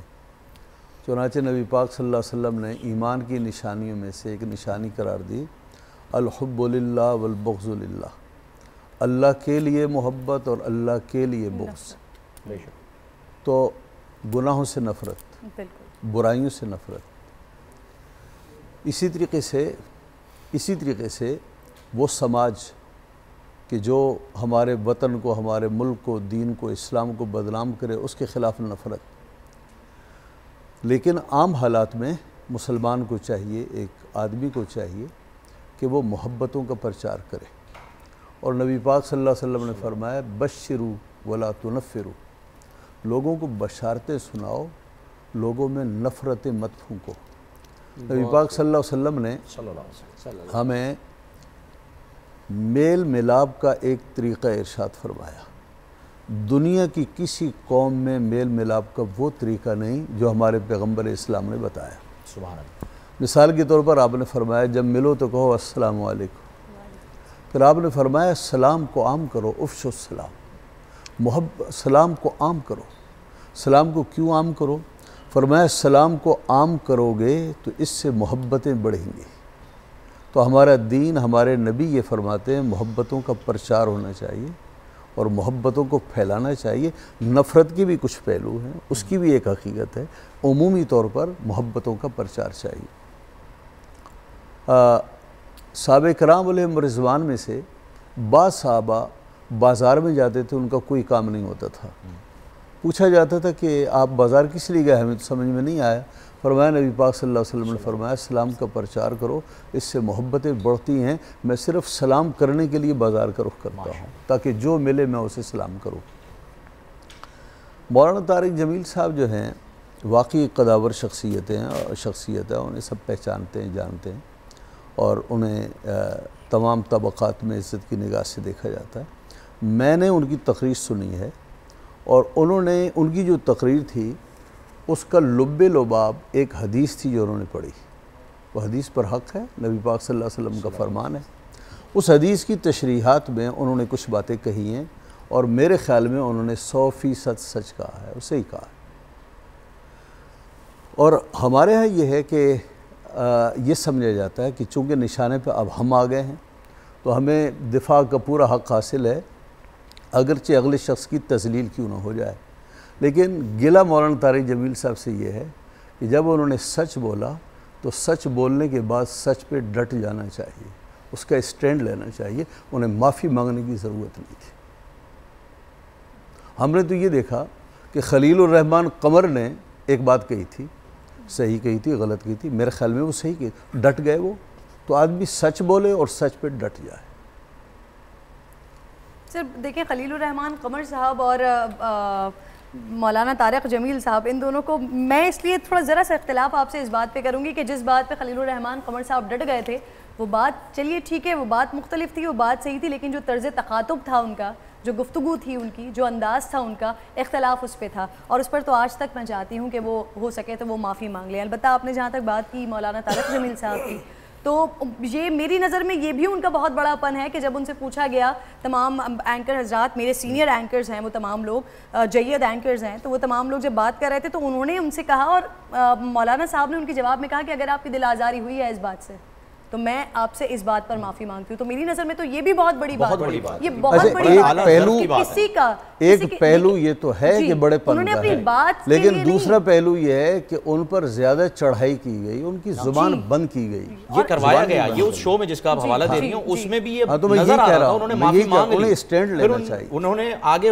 उसकी तफसील शुरू कर दी कि आप इनसे भी माफी मांगे, आवाम से भी माफी मांगे। उन्होंने कहा जी मैंने माफी मांग ली है। तो ये हुआ था उस वक्त। तो अल्लाह वाले जो आपने बिल्कुल सही कहा, बड़ा बड़प्पन है उनका कि आला ज़र्फ़ की बात है, बड़े कम लोगों को नसीब होता है ज़र्फ़। क्या आप असल में जब हम कहते हैं ना फ़िरऔन, तो हम माजी के फ़िरऔन को तलाश करते हैं जो तारीख़ का एक कैरेक्टर है। ये नहीं देखते कि हमारे अंदर भी एक बहुत बड़ा फ़िरऔन छुपा हुआ है। क्या बात है। तो हम बाज़ औक़ात बड़े शरीफ बनते हैं, लेकिन हमारे अंदर के फ़िरऔन को फ़िरऔनियत दिखाने का मौका नहीं मिला होता। जब मौका मिल जाता है तो पता चलता है कि मेरे अंदर उस माजी के फ़िरऔन से बड़ा फ़िरऔन छुपा हुआ है, उसको थोड़ा सा दबाने की ज़रूरत है। और कहीं फिर एलिमेंट ये भी मिलता है, ऐसा भी तासुर मिलता है कि जब आपके पास पावर होती है, पोजीशन होती है, तो आप समझते हैं कि जब आप किसी की तजलील करेंगे तभी महसूस होगा कि आप किसी पावर पर हैं, किसी पोजीशन पर हैं। और फिर अल्लाह रब्बुल इज़्ज़त, अल्लाह जिसे चाहता है इज़्ज़त देता है, जिसे चाहता है ज़िल्लत देता है। सर इस पे ज़रा रोशनी डालिएगा कि ये हमारा एक बिहेवियर हो गया है कि जब तक किसी की तस्लील नहीं करते हैं, अपने आप में ये सोचते नहीं है कि हम किसी पोजीशन पर पहुंच चुके हैं। जी, तस्कीन नहीं मिल पाती। बिस्मिल्लाह वस्सलातु वस्सलाम अला रसूलिल्लाह व अला आलिहि व सहाबिहि अजमाइन व बाद। जो सूरत हाल आपने बताई है, इससे पता चलता है कि हमारे मुआशरे में बिगाड़ बहुत गहरा हो चुका है और हमें अपने बिगाड़ से प्यार हो गया है। हम गलत होते हुए भी नहीं समझते कि हम गलत हैं। अगर कोई शख्स हमारे अयूब को हमारे सामने लाता है, वो तो हमारा मोहसिन है। हज़रत उमर रज़ियल्लाहु ताला फरमाया कि राहिमल्लाहु रजुलन मन आहदा इलैया अयूबी, अल्लाह की उस शख्स पर रहमत हो जो मेरे सामने मेरे अयूब को लाकर पेश करता है कि उमर तुम ये गलती है, तुम में ये गलती, तुम में ये गलती। और ये मोमिन की शान है। अगर उसको किसी ऐसे अमर पर तंबीह की जाए जिसकी वजह से उसके किरदार में झोल आता है, उसकी ज़िंदगी जो है गलत राह पर चल रही है, तो हमें तो उसका मशकूर होना चाहिए, कहना चाहिए। हज़रत अबू बकर सिद्दीक़ रज़ियल्लाहु ताला अन्हु के सामने अगर कोई शख्स आता और हज़रत की तारीफ़ करता तो फरमाया करते थे, अल्लाहुम्मा जअलनी कमा हुआ यज़ुन्नुनी वरहमनी वाफ़ अन्नी मा ला यारिफ़ुनी। अल्लाह, जो शख्स ये कह रहा है मेरे बारे में हुस्न ज़न है, अल्लाह मुझे ऐसा कर दे, और जो ये नहीं जानता अल्लाह मुझे माफ़ कर दे। तो ये चीज़ जो है ये सही नहीं है। हमें मौलाना हज़रत जो कुछ किया, जो माशाल्लाह एक ऐसी हस्ती है जिसका हर मकतब फ़िक्र में एहतराम है, और वो जब भी बात करते हैं इस्लाह की बात करते हैं, और जब भी बात करते हैं इज्तिमाइयत की बात करते हैं। कभी उन्होंने इख्तलाफी बात नहीं की जिससे लोगों में नफ़रत फैले। अगर कोई इसकी बात ऐसी हो गई थी तो उसे हमें इतना नहीं उछालना चाहिए था, बल्कि ख़ुद अपने आप पर तवज्जो करनी चाहिए थी। उनकी सारी गुफ्तगू जो है इसी के इर्द गिर्द घूमती थी कि हम पर जो भी मुसीबतें आती हैं हमारे अपने किरदार की वजह से आती हैं। मा असाबकुम मुसीबतन फबिमा कसबत अयदीकुम, जो भी तुम पर मुसीबत आती है तुम्हारे अपने करतूतों की वजह से आती है। और अल्लाह तो बड़ा प्यारा है, हमसे माँ से बढ़कर हमसे प्यार करता है। उसकी मिसाल आप ऐसे ही समझें कि अल्लाह की तरफ से हम ये सम्मति है कि अल्लाह की तरफ से मुसीबत जाइए कि अल्लाह हमें कोई मुसीबत में डालना चाहता है। जैसे अभी कोरोना की मुसीबत आई, इसका माना ये नहीं कि अल्लाह हमें मिटा देना चाहता है, अल्लाह हमें मुतनब्बी करना चाहता है। हमें ये बताता है वला नुज़ीक़न्नहुम मिनल अज़ाबिल अदना दूनल अज़ाबिल अकबर लअल्लहुम यरजिऊन। अल्लाह फरमाते हैं हम इनकी ज़िंदगी में छोटी सी मुसीबतें लाते रहते हैं, हादसात पेश आते हैं, मुसीबतें आती हैं, आफतें आती हैं। ये इसलिए नहीं हम इनको दुख दें, बल्कि लअल्लहुम यरजिऊन, इसलिए ताकि अल्लाह की तरफ पलटे। हमें अल्लाह जगाना चाहता है, हम उससे बहुत दूर जा चुके हैं। अल्लाह बताना चाहता है कि मैं हूँ, देखो तुम कितनी भी साइंसी तरक्की कर लो और कितनी भी तुम इक़्तिसादियात ये वो सब क्या क्या मनसूबा बंदियाँ कर रहे हो इस दुनिया की ज़िंदगी के लिए, मेरे सामने कुछ भी एक हकीर सा वारिस तुम्हारी पूरी जिंदगी को ढेर कर सकता है। खला में जाके मरीख देखा एक हाँ, वायरस देखा दिखाई दिया। तुम सितारों पर कमंदे डाल सकते हो लेकिन इस वारिस का मुकाबला नहीं कर सकते। ये अल्लाह फरमाते हैं फलम्मा जा हम बासुना, अब जब उनके बाद तकलीफ आई क्यों नहीं हमारे सामने गिड़गिड़ाए। फलौला जा हम बासुना तदर्रा वलाकिन क़सत क़ुलूबुहुम वज़य्यन लहुमुश शैतानु मा कानू यामलून। अल्लाह फरमाते हैं जब इन पर हमारी सख्ती आई, हमारी तरफ से तकलीफ आई, क्यों ना हमारे सामने गिड़गिड़ाए, अल्लाह में माफ़ कर दे, हमें माफ़ कर दे, अल्लाह माफ़ कर दे। अब ये तो और इनके दिल सख्त हो गए, इनको एतबार है अपनी मादी तदबीरों पर, नहीं एतबार है अपनी अल्लाह की कुदरत पर। बिल्कुल सही आपने कोई भी मादी तदबीर उस वक्त तक कारगर नहीं हो सकती जब तक मेरे अल्लाह का हुक्म नहीं हो। बेशक, इसमें कोई शक नहीं है किरण। मैं इसलिए अल्लाह फरमाते हैं जब इन पर हमारी तरफ से तकलीफ आई क्यों नहीं अल्लाह के सामने गिड़गिड़ाए, क्यों नहीं अल्लाह से माफिया मांगी उन्होंने। वलाकिन क़सत क़ुलूब, इनके दिल तो और सख्त हो गए। वज़य्यन शैतान मा कानू यामलून, और शैतान ने इनकी निगाहों में जो कुछ ये कर रहे थे वो मुज़य्यन कर दिया, बस ये करो वो करो, वो अल्लाह की तरफ रुजू ही नहीं। बिल्कुल प्रोफेसर अल्लाह से माफी नहीं मांगते। और ये हमारे ईमान का हिस्सा है कि जो देखा दुश्मन है ना कोरोना, कितना सा है, रब्बे ज़ुल की जात है, वो तमाम दुनिया जहानों से बड़ी जात है। तो हम उसके सामने क्यों नहीं गिड़गिड़ा रहे हैं। जो अबाबील का किस्सा आता है, जो अबाबील का किस्सा आता है हमारे सामने कि हम सोचते हैं ना कि कैसे होता था, कि क्या हुआ होगा। सूरह फील में जो किस्सा बयान किया गया है तो उस वक्त वो तो चले नजर आती थी चिड़ियाएं छोटी छोटी सी, अब यहाँ पर ये कोरोना तो नजर भी नहीं आ रहा। इस तरीके से जो है बड़ी बड़ी जो सुपर पावर बने बैठे थे आज कहाँ चले गए वो किसी को नहीं पता। बड़ी बड़ी सुपर ये चीजें जो है पे ले आए हैं अल्लाह रब्बुल इज्जत, और जो सुपीरियर पावर है जी प्रोफेसर वो पता है हमें कौन है। तकलीफ देने के लिए नहीं है, अल्लाह अपने बंदों से बेहद मोहब्बत करता है। लौट आओ, मैं इस हदीस पर बात को खत्म करूंगा कि रसूल अकरम सल्लल्लाहु अलैहि वसल्लम के पास कुछ कैदी आए, उनमें से एक औरत थी, उसका बच्चा गुम हो गया था। वो जो बच्चा देखती उसे चूमती और उसे अपने सीने से लगा लेती, बड़ा प्यार। इधर परेशान परेशान अल्लाह के रसूल ने फरमाया सहाबा कराम रज़वानुल्लाहि अजमाइन से, क्या ख्याल है तुम्हारा, अगर इस औरत को इसका बच्चा मिल जाए उसको आग में फेंक देगी? कहने या रसूल अल्लाह कभी नहीं फेंकेगी। माँ खुद तकलीफ उठा ली, बच्चे को नहीं दुखते। फरमाया इशहादू, गवाह रहो, इन्नल्लाह युहिब्बु अक्सर मिन हाज़िल उम्र इब्नी, अल्लाह तुमको इस माँ से बढ़कर, जितने से माँ को अपने बच्चे से उससे बढ़कर तुमसे प्यार करता है। 70 माओं से ज्यादा प्यार अल्लाह को प्यारा है। बिल्कुल यार ये अदना सी अकल सोच लीजिए आप, इसे ज़्यादा दूर जाने की ज़रूरत नहीं है। आप घर में बैठे हुए, अल्लाह का प्यार है हमसे, अल्लाह हमें तकलीफ़ नहीं देता। जैसे आप घर में बैठे हुए, आपका बच्चा रोते हुए आता है, आप पूछते हैं किसने मारा तुम्हें? अगर वो शख्स ऐसा है जिसकी आपके और दरमियान अनबन है, आपको पसंद नहीं करता, आप फौरन उसके इल्ज़ाम धरेंगे, इसको तो मेरी औलाद पसंद नहीं, ये तो ऐसा है। अगर बच्चा आकर आपने पूछा, बच्चा रोते हुए आपने पूछा बेटा तुझे किसने मारा, आप बच्चे ने कहा मामू ने मारा, बेटा तूने ज़रूर कोई गलती की होगी, क्योंकि ये तकलीफ उसकी तरफ जो तुझसे मोहब्बत करता है। बिल्कुल सही बात है प्रोफेसर साहब। कोरोना अगर है तो इसलिए अल्लाह हमें जगाना चाहता है, अल्लाह की मोहब्बत के बारे में, अल्लाह की मोहब्बत हमें समझाते हैं, सिखाते हैं, अल्लाह जगाना चाहता है, अल्लाह की तरफ हासिल लौटे करना है तो अल्लाह की जात को पहचानना है। और ये चीज़ जो है मैं मुतनब्बे करता हूँ साथियों से जो ये कर रहे हैं कि उलमा की तहकीर इस्लाम की तहकीर है, उलमा की तहकीर पूरे मुसलमानों की तहकीर है। अगर आप मौलाना कि उनके बजवान से तारिक जमील साहब से कोई ऐसी बात होगी, किसी को हक हासिल नहीं है कि उनकी तहकीर करे।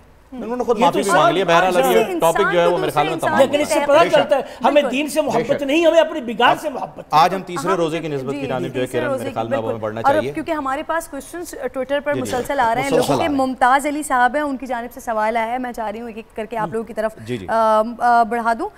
इनका सवाल यह है कि कोरोना में घर से बाहर जाना और मस्जिद जाना अलाउ नहीं कर रहे हैं, तो हम जमात से नमाज पढ़ सकते हैं घर के अंदर? उसके लिए ज़रा फरमा दीजिए रहनुमाई।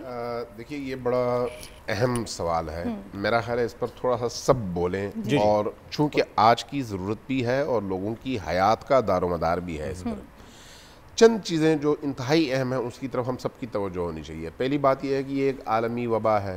आलमी वबा होने के नाते इसका कोई मज़हब नहीं है, कोई कौम नहीं है, कोई सरजमीन नहीं है, जहाँ इंसान मिले वहाँ पर इसने उसको निशाना बनाना है। ये बात हमें यकीन होनी चाहिए इस बात का। और दूसरी बात यह है कि पाकिस्तान इस वक्त जो है उस स्टेज पर है कि आने वाले अय्याम में ये बहुत ज़्यादा बूस्ट कर जाएगा, क्योंकि ये मल्टीप्लाई होने वाली बीमारी रिपोर्ट्स आ रही हैं, ठीक है, बिल्कुल हकीकत है। इस हवाले से हमें वो तमाम एहतियाती तदाबीर का एहतमाम करना चाहिए। अब गुज़श्ता 2 हफ़्ते पहले या हफ़्ता पहले जब सदर आरिफ अलवी साहब ने इजलास में ये फ़ैसला सुनाया कि भाई ठीक है हम तरावीह की जमात की इजाज़त देते हैं, तो यानी दीनी इज्तिमात की इजाज़त मिल गई, लेकिन उसके लिए कुछ क़ैद, कुछ शराइत, कुछ उसके लिए SOPs बनी। लिहाजा अब अगर उन SOPs पर अमल करते हुए आप कोई इबादत अंजाम देते हैं तो फिर तो ठीक है, लेकिन अगर उन SOPs की मुखालफत करते हैं तो फिर जो है वो इबादत नहीं है बल्कि उसके नुकसानात हैं। पहली बात यह है कि हमारे तमाम फ़ुक़हा ने, मैंने इस वाले से थोड़ी सी सर्च किया है, लबनान से लेकर बहरीन से लेकर इराक़ से लेकर ईरान से लेकर इंडिया और पाकिस्तान तक सबकी एक ही बात है कि भाई ये मौजू मेडिकल साइंस का है। डॉक्टर्स जब आपसे कहें कि भाई आप एहतियात करें, न जाएं, तो आप पर उसी तरह से वाजिब है और लागू है ये हुक्म जिस तरह से अल्लाह के दीन का हुक्म लागू है। यानी उस डॉक्टर का कहना आपके लिए हुज्जत है और दलील है। बात ख़त्म हो गई। अब अगर डॉक्टर ने कहा कि आप उस SOP के मुताबिक आइसोलेशन के साथ या फ़र्ज़ करें डिस्टेंस के साथ इबादत अंजाम दे सकते हैं, खाना खा सकते हैं, मिल सकते हैं, फिर तो ठीक है। लेकिन अगर उसने कहा कि नहीं इसके बावजूद बीमारी के फैलने का ख़तरा है, तो फिर हमें ये मालूम होना चाहिए, तमाम फ़ुक़हा का इस पर इत्तफ़ाक़ है, हमें ये मालूम होना चाहिए कि अगर मुझे ये मालूम हो कि किसी जगह जाने से मुझे ये बीमारी लग सकती है, चाहे वो स्टूडियो हो, मस्जिद हो, सिनेमा हो, बाज़ार हो, फ़र्क नहीं पड़ता, इसमें कोई मज़हब की क़ैद नहीं है। मुझे अगर पता हो कि मुझे फ़लान जगह जाने से ये बीमारी लग सकती है, उसके बावजूद मैं जाऊँ और मुझे लगे, तो मैंने ख़ुदकुशी का इक़दाम किया है, ये ख़ुदकुशी है जो गुनाह है। और अगर मुझे ये बीमारी लगी हुई है और मैं किसी ऐसी महफिल में जाता हूँ जहाँ पर मेरे जाने से दूसरों को लग सकती है, तो फिर इसका मतलब ये है कि मैं अगर वहाँ पर जाता हूँ तो मैं इक़दाम क़त्ल कर रहा हूँ, इसलिए कि मैंने अपने आप को तो तबाह कर दिया है, अब दूसरों को भी तबाह कर रहा हूँ। इसलिए डॉक्टर का कहा हुआ हमारे लिए दलील है और हुज्जत है, उसके मुताबिक उस SOP को सामने रखते हुए पूरी तरह से अमल करना चाहिए।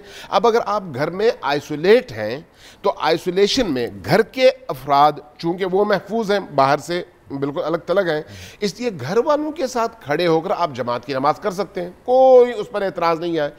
अब कोई अच्छा फ़र्द सामने खड़ा हो जाए, ख़वातीन पीछे हों, मर्द उस अगले इमाम के पीछे हों, और इस तरह से 5 औकात की नमाज आप घर में, कमरे में, ड्राइंग रूम में, छत पे, कहीं पर भी आप मुनक़िद कर सकते हैं। चलिए मुमताज़ आपका जवाब आ गया है कि घर में नमाज हो सकती है, बिल्कुल। सर इस पे जवाब दे दीजिएगा कि बाजमात नमाज घर में अदा करने के लिए क्या आज़ान देना भी ज़रूरी है, या मस्जिद में जो आज़ान दी गई उसी पर ही फिर हो जाएगी? और मुफ्ती साहब ये भी ऐड कर दीजिएगा जो मैं अलामा साहब से पूछना चाह रहा था कि अगर सिर्फ मियाँ और बीवी ये 2 ही अफराद घर में मौजूद हैं तो क्या ये भी जमात करवा सकते हैं? कोरोना से चूँकि बात चली थी और ये मसला पूछा भी इसलिए जा रहा है, ये दुनिया भर की वबा है और सारी दुनिया इसकी लपेट में है और सारी दुनिया का निज़ाम ठप हो चुका है। हमारे यहाँ मस्जिदों पर बहुत ज़्यादा तवज्जो दी गई और उसके लिए शुरू में 3 और 5 की क़ुयूद लगाई गई। बाद में सदर ममलिकत की मेहरबानी से ये हुआ कि कुछ SOPs जिसका आपने ज़िक्र किया, 20 हिदायत हैं जो जारी हुई हैं उलमा और उनके बीच में, बिल्कुल उनका ख्याल रखना चाहिए। और उसमें ये भी कहा गया कि जो बहुत ज़्यादा बूढ़े लोग हैं वो मस्जिदों में न जाएं, बहुत छोटे बच्चे हैं उनको न ले जाएं। अच्छा, कोरोना के बारे में मैं एक बात ये कहा करता हूँ कि हमारी कौम अभी तक कोरोना के बारे में संजीदा नहीं है, बिल्कुल नहीं संजीदा नहीं है। शायद खुदा न खास्ता हम तब संजीदा होंगे कि हमारे अड़ोस पड़ोस से लाशें उठेंगी, हमारे महल्ले की खबरें आएंगी, शायद हम इस इंतज़ार में हैं। तो कहीं भी संजीदगी नज़र नहीं आ रही। अगर तारिक जमील साहब की तरह मुझ पर कतगन ना हो तो मीडिया में भी ये नहीं है, कहीं भी नहीं है, देखने में नहीं आया। बाज़ारों में जाएं, मार्केटों में जाएं, जहाँ भी जाएं आपको एक तमाशे भीड़ नज़र आएगी। आपने मसला पूछा है तो जो लोग मस्जिद में जाने से माजूर हैं, मस्जिद में जाने में हरज है, कमज़ोरी है, कोरोना है, कोई वजह है, तो घर का वो आदमी कि जिस कुरान पाक बेहतर तौर पर पढ़ सके वो जमात कराए और उन्हें जमात का सवाब मिलेगा। और मस्जिद की जो आज़ान है वो घर के लिए काफ़ी है। अच्छा, वो काफ़ी, हाँ, मज़ीद आज़ान की ज़रूरत नहीं है। ठीक है, मस्जिद हाँ, अगर के साथ जो है वो हाँ, अगर आप इसे ऐड करो, ये ज़रूरी था, अगर आप ये चाहते हैं कि हमने जाना है, सफ़र पे जाना है, नमाज़ पढ़नी है, नमाज का टाइम हो गया है और महल्ले से अजान नहीं आई है, तो अब आप अजान दे दें। सही। इसी तरीके से मियाँ बीवी अकेले हैं, आपने पूछा, तो मियाँ बीवी दोनों जमात से नमाज़ पढ़ सकते हैं और उसका तरीका ये होगा कि मर्द आगे खड़ा हो जाए और बीवी एक सफ़ के फासले पे पीछे खड़ी हो जाए, तो जमात भी हो सकती है। किरण, आपके पास कोई सवाल था? वसीम नदीम साहब का सवाल आया है इस हवाले से, फरमा रहे हैं, क्योंकि मैं आप लोगों को इंटरप्ट बार बार इसलिए कर रही हूँ क्योंकि लोगों के बहुत सारे सवाल चाहते हैं कि जल्दी जल्दी। सैयदा ज़हरा का क्या होगा? जी जी, वो बस ये सवाल चाह रहे हैं कि आप लोगों की मौजूदगी का भरपूर फायदा उठाया जाए और लोगों को जितने ज़्यादा मसाइल हैं ज़्यादा से ज़्यादा उनके सवाल ले सकें। वसीम नदीम साहब ये फरमा रहे हैं, उन्होंने सवाल किया है कि अल्लाह के अजाब से डरा जाता है, लड़ा नहीं जाता। तो आजकल जो ये कहा जा रहा है कोरोना से रिलेटेड कि कोरोना से डरना नहीं है, लड़ना है, तो क्या ये कहना दुरुस्त है? बड़ी ज़बरदस्त बात की है इन्होंने कि जो आपने बैटल फील्ड बना दी है, तो इसे ये भी आप फिर इसके साथ ही ऐड करके वाजे कर दीजिएगा कि ये अजाब ही है या आजमाइश है? हकीकत ये है कि अल्लाह ताला के किसी अजाब से लड़ा नहीं जा सकता और न ये लड़ाई मुमकिन है और न अल्लाह ताला से कोई जीत सकता है। तो क्या ये कहने पर फिर गुनाह होगा? इनका सवाल अब ये चीज़ें एक हमारे यहाँ मीडिया में एक कुछ चीज़ें ऐसी हैं कि हम बाद में मीडिया जो है, कथा कलामी की माफ़ी चाहूँगा, मीडिया जो है वो बड़ा मौजूद गुफ्तगू हुआ हुआ है। मीडिया इतनी बुराइयाँ, मीडिया में इतनी बुराइयाँ भी मौलाना साहब नहीं है। नहीं, मैं मीडिया में उमूमी तौर पर सोशल मीडिया और सब में, और आजकल जो नए लिखारी बनते जा रहे हैं ना फेसबुक की, जी, वो बात का बतंगड़ बनाते हैं। अगर इसकी सही तावील बनाई जाए तो वो तावील वही है कि जो SOPs मुकर्रर की गई हैं उनके अपना कर एहतियाती तदाबीर एहतियात की जाए। इस तरीके से गोया हम कोरोना से बच सकते हैं। तो ये बचाव की तदाबीर के लिए आपने लड़ाई का उन्वान इख्तियार किया या बचाव का, मैं समझता हूँ ये इतनी नहीं है कि इस पर आदमी अब हम भी इस पे लड़ाई शुरू करें, यानी इससे बचें बस। हाँ, बस मुहावरात होते हैं, मुहावरे की लड़ने के माना ये है कि इस बीमारी के सामने ऐसे झुक मत जाओ, मायूस मत हो जाओ, एहतियाती तदाबीर लेकर साथ चलें। जी, एक कॉलर हमारे साथ हैं, जाहिद साहब हैं कराची से, उनसे बात कर लेते हैं। अस्सलाम वालेकुम जाहिद भाई। वालेकुम अस्सलाम। जी जनाब, क्या कहना चाहेंगे? मैं उलमा की मौजूदगी में सवाल करना चाहता हूँ इनसे। अभी आप लोग कोरोना का तस्करा कर रहे थे, जी जी, तो मैं पूछना चाहता हूँ कि जिस तरह कोरोना के लिए SOPs बनाया उलमा ने, सजेस्ट किए गवर्नमेंट को, गवर्नमेंट ने उस पर 20 नुकाती जो दे दिया है कि इसके ऊपर काम करना है, लेकिन उसी दूसरी तरफ दीगर उलमा जो है, जिनमें मैं ताहिर अशरफी साहब को कोट करूंगा, वो मुफ्ती मुनीबुर रहमान साहब के बयान के ऊपर कहने लगे कि ये जो है वो रियासत के अंदर रियासत है। मुझे ये नहीं समझ आता कि जो 20 आलिम बैठकर एक तरफ SOPs बनाते हैं और वो कहते हैं कि जी मस्जिदों में जाना, इमाम बारगाह में जाना, नमाज पढ़ना ठीक है विद SOPs, दूसरी तरफ जो हुकूमत के साथ चेयरमैन बने बैठे हैं उलमा काउंसिल्स के, तो उनके सारे बयानात, उनकी सारी बातें हुकूमत की हिमायत में होती हैं, ना कि वो दीगर उलमा या अवामी हिमायत में बात करें। तो उलमा की भी क्या मतलब ये मसनद पे बैठने के बाद ही वो तय करते हैं कि उनके लिए जो है वो सही दीन, सही तरीका, सही बात क्या है? जाहिद भाई, आपका सवाल जो है वो आ गया है हमारे पास। प्रायोरिटी जो है वो किसकी होनी चाहिए, किसकी नहीं, और जो मतलब ये कह रहे हैं कि एक ओहदे पे बैठे हुए हैं, रूहत हिलाल कमेटी के चेयरमैन बने हुए हैं, तो उसमें क्या इसमें जो है वो इख्तिलाफ आ रहा है? तो मेरे ख्याल में मौलाना साहब से जो है वो इस पे पहले एक राय ले लेते हैं। मौलाना साहब, हकीकत ये है कि उलमा मुफ्ती मुनीबुर रहमान साहब हों या मौलाना तारिक जमील साहब हों या ये बुजुर्गान दीन हों, ये सब अपनी अपनी राय देते हैं एक इज्तिहाद के तौर पर। आप हजरात भी जो हमसे मसला पूछते हैं ना, हम फौरी तौर पर उस पर अपने ऊपर जो है जमा तरतीब करके एक जवाब तैयार करते हैं। कोई यकीनी नहीं होता कि जो हम कह रहे होते हैं वही कुरान व हदीस है। कुरान व हदीस में तो फिर वो तो क्लियर कट हो जाता है। तो इस तरह ये हजरात भी करते हैं। इस पर कोई ऐसी है कि कुछ लोग हुकूमत के साथी होते हैं या हुकूमत के उसमें करीब होते हैं, वो उनके हक़ में बोल रहे होते हैं या मंजूर नज़र होते हैं, कुछ लोग मुखालिफ होते हैं। अब जैसे ये तारिक जमील साहब की बात आई थी, इसमें भी ज़्यादा खिलाफ तारिक जमील साहब के वो एंकर साहब बोल रहे थे जो हुकूमत के भी मुखालिफ है, मरकज़ी इमरान खान साहब, और वो चैनल भी उनके खिलाफ बोल रहा था। तो ये कुछ चीज़ें ऐसी होती हैं इंसान है, उसकी फितरत है, वो फितरत के पीछे चलता जाता है। जैसे अभी अल्लामा साहब ने कहा कि हर एक के अंदर एक न एक फ़िरौन मौजूद है। अल्लाह करे कि अंदर फ़िरौन के लिए एक मूसा भी मौजूद हो। तो ये सूरत हाल है। अच्छा, एक तरफ सर हम देखते हैं मुफ्ती मुनीबुर रहमान साहब का जब तस्करा निकला, उनकी बात हो गई, तो हम एक तरफ देखते हैं पहले वो उलमा के साथ बैठ के प्रेस कॉन्फ्रेंस करते हैं और फिर वो अपना एक क़िबला बता देते हैं, क्लियर कर देते हैं सिचुएशन को कि जी हम नमाज भी पढ़ेंगे, इस बार हम तरावियाँ भी पढ़ेंगे, हमें रोका नहीं जा सकता। दूसरी तरफ हम देखते हैं ये फिर मैं बहुत अदब मोहतरम अंदाज में और बड़ी माजरत के साथ ये सवाल कर रही हूँ, मेरी बात किसी को बुरा ना लगे, लेकिन दूसरी तरफ हम देखते हैं कि चांद के मामले पर कॉन्ट्रोडक्शन पैदा हो जाता है। वज़ीर साइंस और टेक्नोलॉजी को भी नहीं पता होता कि क्या हो रहा है, तो फिर ये तजाद क्यों आता है सामने? इसमें बिस्मिल्लाह वस्सलातु वस्सलाम अला रसूलिल्लाह सल्लल्लाहु अलैहि वसल्लम अजमाइन, इसमें बुनियादी बात ये है, देखिए हुकूमत जो होती है ना, आवाम के बनिस्बत इसका रिश्ता माँ और बेटे का है, बच्चे का है। जिस तरह बच्चा है उसको बहुत सी चीज़ों का पता नहीं, माँ उसकी रहनुमाई करती है। हुकूमत जो होती है माँ का दर्जा रखती है, उसके पास वसाइल होते हैं, उसके पास इख्तियारात होते हैं, वो आवाम की खैर व बहबूदियत को अच्छी तरह जानती है, वो अक़दाम उठाती है जिसमें आवाम महफूज रहें। इस सिलसिले में तो हमें हुकूमत के इक़दाम की तायीद करनी चाहिए। उलमा की बात जो है, देखिए उलमा की बात जो होगी वो ईमान की बात होगी। सही। आलिम हुकूमत बात करेगी, मादी तदबीर की बात करेगी। आलिम जब बात करेगा मादी तदबीर के साथ ईमान की बात करेगा। प्रोफेसर साहब कता कलाम की माफ़ी, आपको थोड़ा सा मुख्तसर करना होगा क्योंकि हमारे अगले सेगमेंट का जो है अगले सेगमेंट की जानिब जाएंगे, क्योंकि जो मैंने सवाल किया था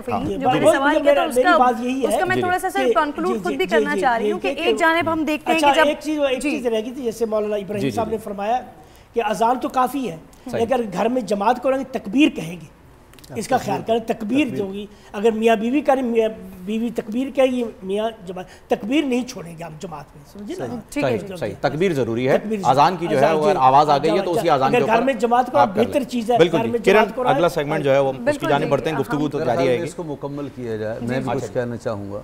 अच्छा, अव्वलन तो जो शख्स सवाल करे ज़रूरी नहीं कि उसको हम अहमियत देकर उस पर हम राय नहीं करें। ये कौन से सवाल की बात करें? जो फ़ोन पे हुआ है अभी? जो फ़ोन पर हुआ। अच्छा अच्छा। लेकिन चूँकि यहाँ डिस्कशन हो रही है, बिल्कुल मुफ्ती मुनीबुर रहमान साहब ने या उन जैसे उलमा ने दर हकीकत स्टैंड लिया है, मसाजिद के तहफ़्फ़ुज़ के लिए स्टैंड दिया है। बिल्कुल। अगर ये लोग आवाज़ न उठाते आज मस्जिदों को ताला लगा हुआ होता, ये मैं बता दूं आपको। नहीं, वो इनका कौम पर एहसान है। और आपने जो रोयत हिलाल कमेटी का कहा है, मैं रोयत हिलाल कमेटी मरकज़ का मैं भी मेंबर हूँ और अभी जो चांद का ऐलान किया है मैं उसमें मौजूद था। मामला ये है कि मुफ्ती मुनीबुर रहमान साहब एक जय्यद आलिम दीन हैं और चेयरमैन रोयत हिलाल कमेटी के हवाले से हुकूमत वक्त ने उनके ज़िम्मे जो एक अमानत सुपुर्द की है, उनकी जिम्मेदारी है कि इस अमानत को कमा हक़्क़ो तरीके से आगे लेकर जाएं। बिल्कुल, बहुत ज़बरदस्त। मुफ्ती साहब कता कलामी की माफ़ी चाहेंगे, बस 2 मिनट दीजिए, उसके बाद वापस हम यहीं से गुफ्तगू शुरू करेंगे। 2 मिनट बस। जब हम मुफ्ती मुनीबुर रहमान साहब की बात करते हैं, जब हम चांद की बात होती है, तो फिर उसके बाद रियासत के अंदर रियासत की बात हो रही होती है, फिर दूसरी जानिब हम मुफ्ती पोपल जी साहब को देखते हैं, मुझे ये बताइए, सब पे बात होगी लेकिन इल्म के बोल की तरफ आने दीजिए, बस थोड़ी सी इजाज़त दीजिए।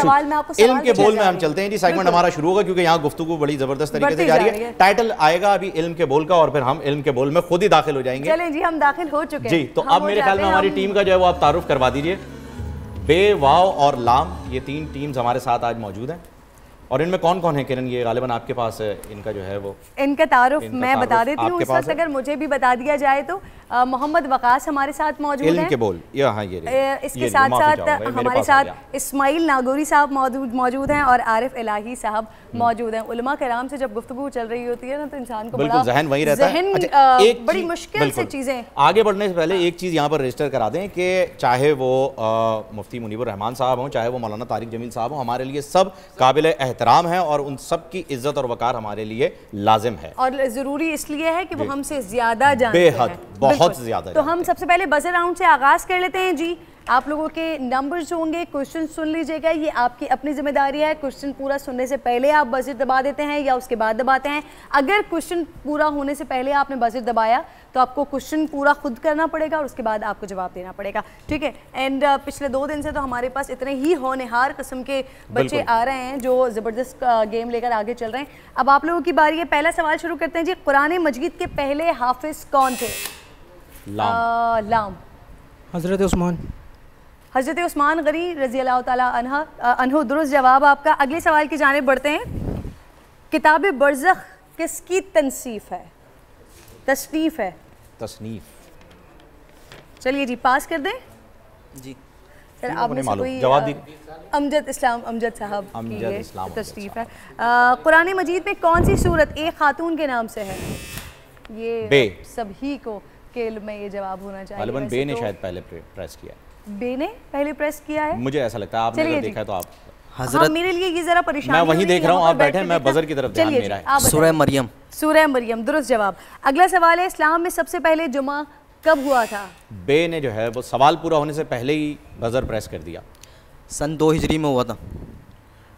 हमारे पास इसका जवाब अगर आप लोग मैं चाहूँगा जी 1 हिजरी में। 1 हिजरी पहली हिजरी में हुआ था। गलत जवाब है, माइनस पॉइंट्स। ये गलत जवाब है। मैं इसलिए चाह रही थी, मैं आप लोगों की तरफ इसलिए देखना चाह रही थी कि अगर थोड़ी सी इसकी हम हिस्ट्री पे बात कर लेते हैं, बहुत मामूली सी। हाँ हाँ जरूर जरूर जरूर जी।